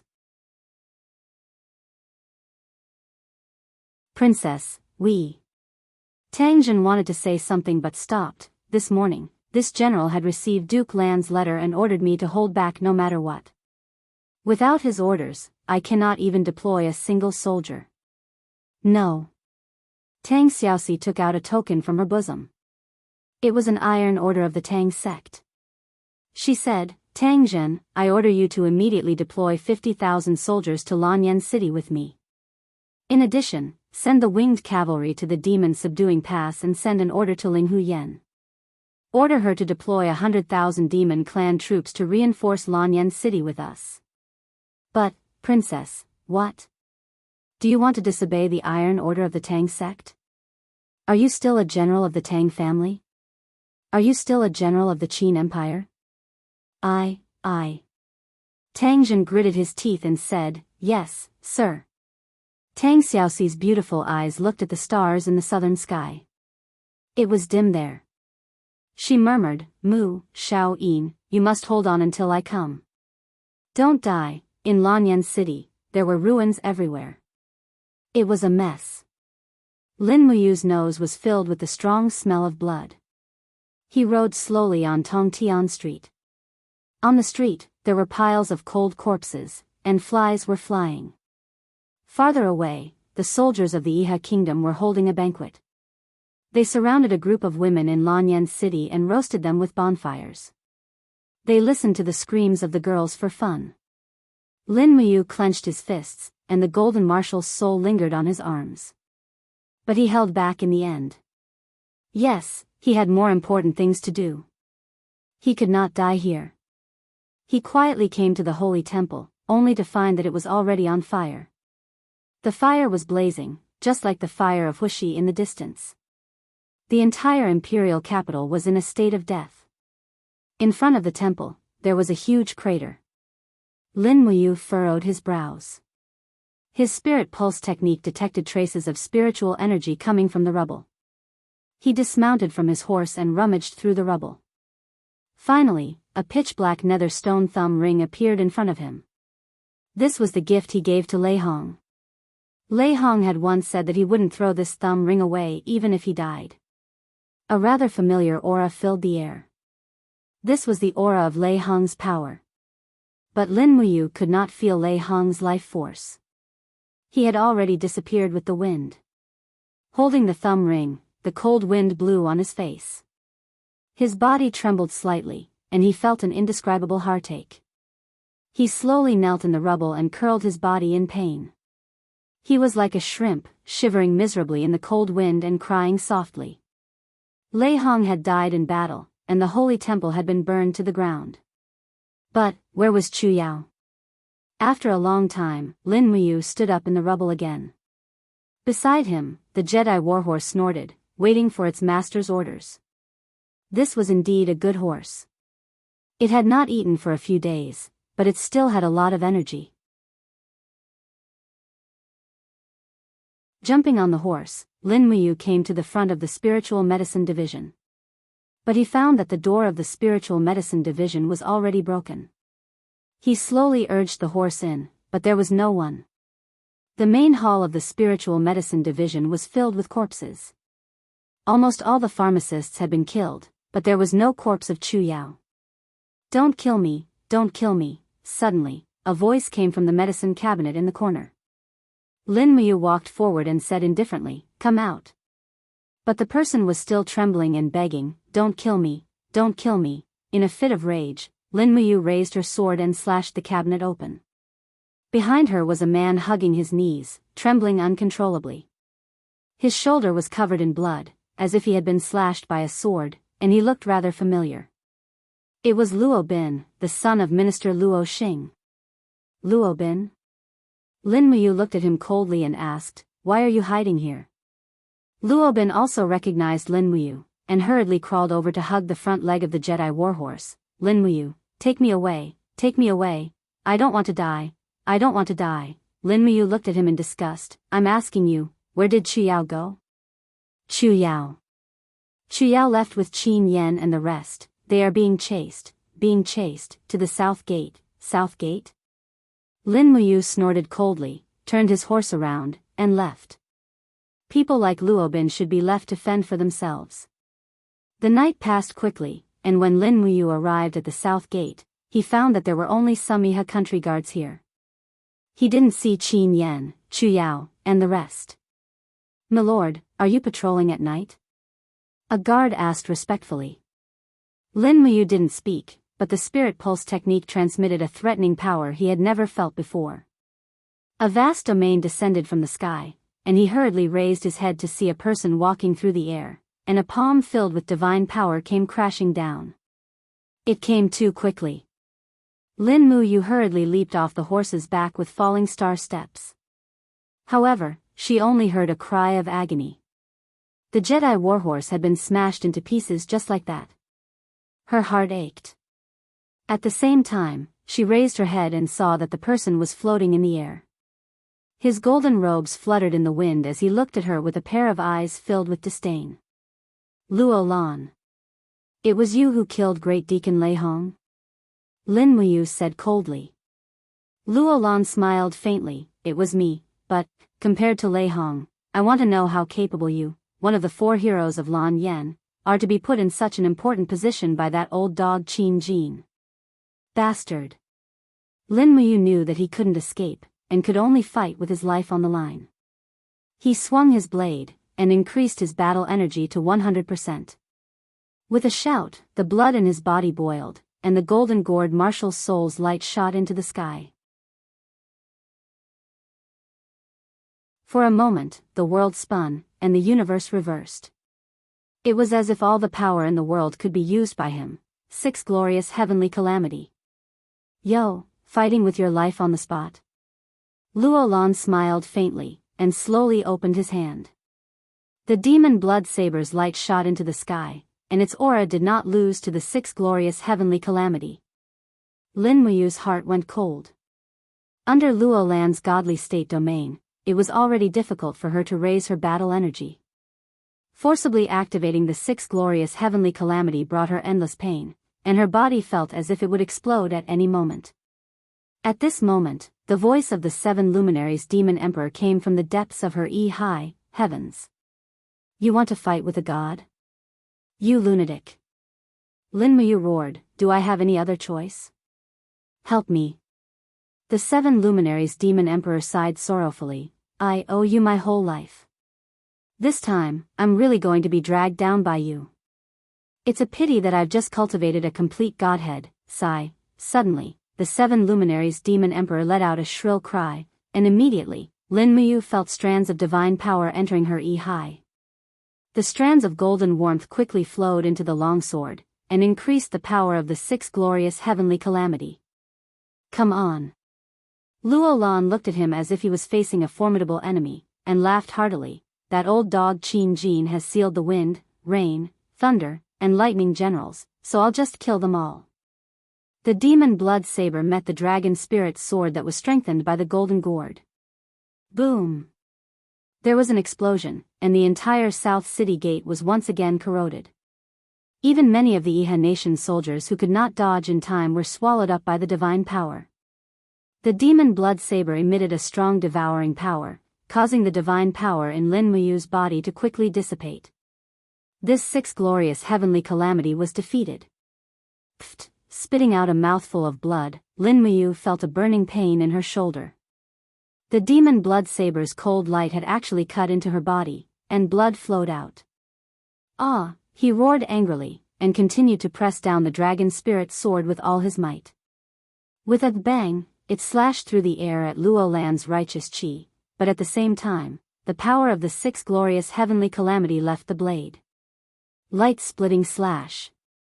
Luo Lan let out a muffled groan, and looked at the sword wound on his chest in disbelief. Blood gushed out wildly.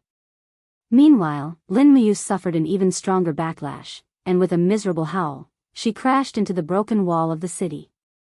At the same time, with a roar, a Catasaurus penetrated through the plain and pounced at Luo Lan with its claws and fangs bared. "Evil creature, die!"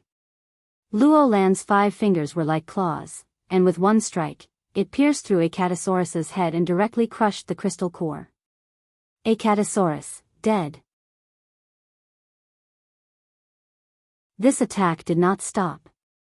Luo Lan looked at the heavily injured Lin Muyu with a ferocious expression, and with absolute crushing strength, he suddenly stabbed his 5 claws into Lin Muyu's chest.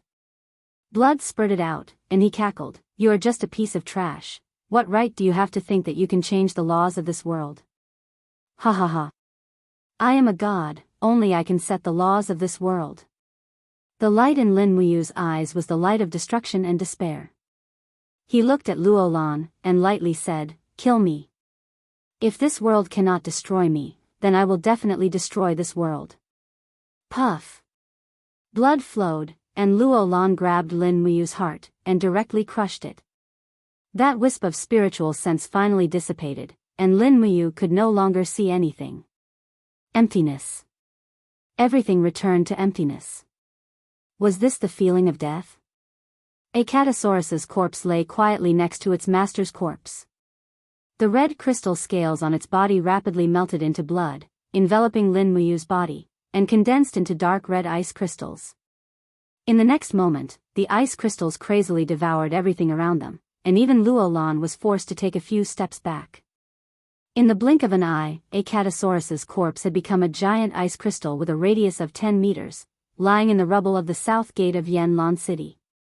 Vaguely, a human figure could be seen lying in the red ice crystal, motionless, without a sound. Lin Muyu, dead in battle. End of the first volume, Falling Lilies and Falling Lilies. Notes: Falling Lilies and Falling Lilies, Hun, refers to flowers falling from trees, some falling on mats, and some falling into manure pits. It means that people are born unequal, some born in the royal family, some born in the poor. Many people are born with different responsibilities than others, and Qin Yin's name comes from this idiom. Qin Yin is like a flower on a tree, falling into the royal family, but also has to bear a completely different fate. Next, I welcome everyone to continue reading the second volume, Silver Flowers. A new chapter in history is about to open. You're tuning into the Carefree Valley YouTube channel. Don't forget to subscribe and join us on this journey to catch the most captivating stories.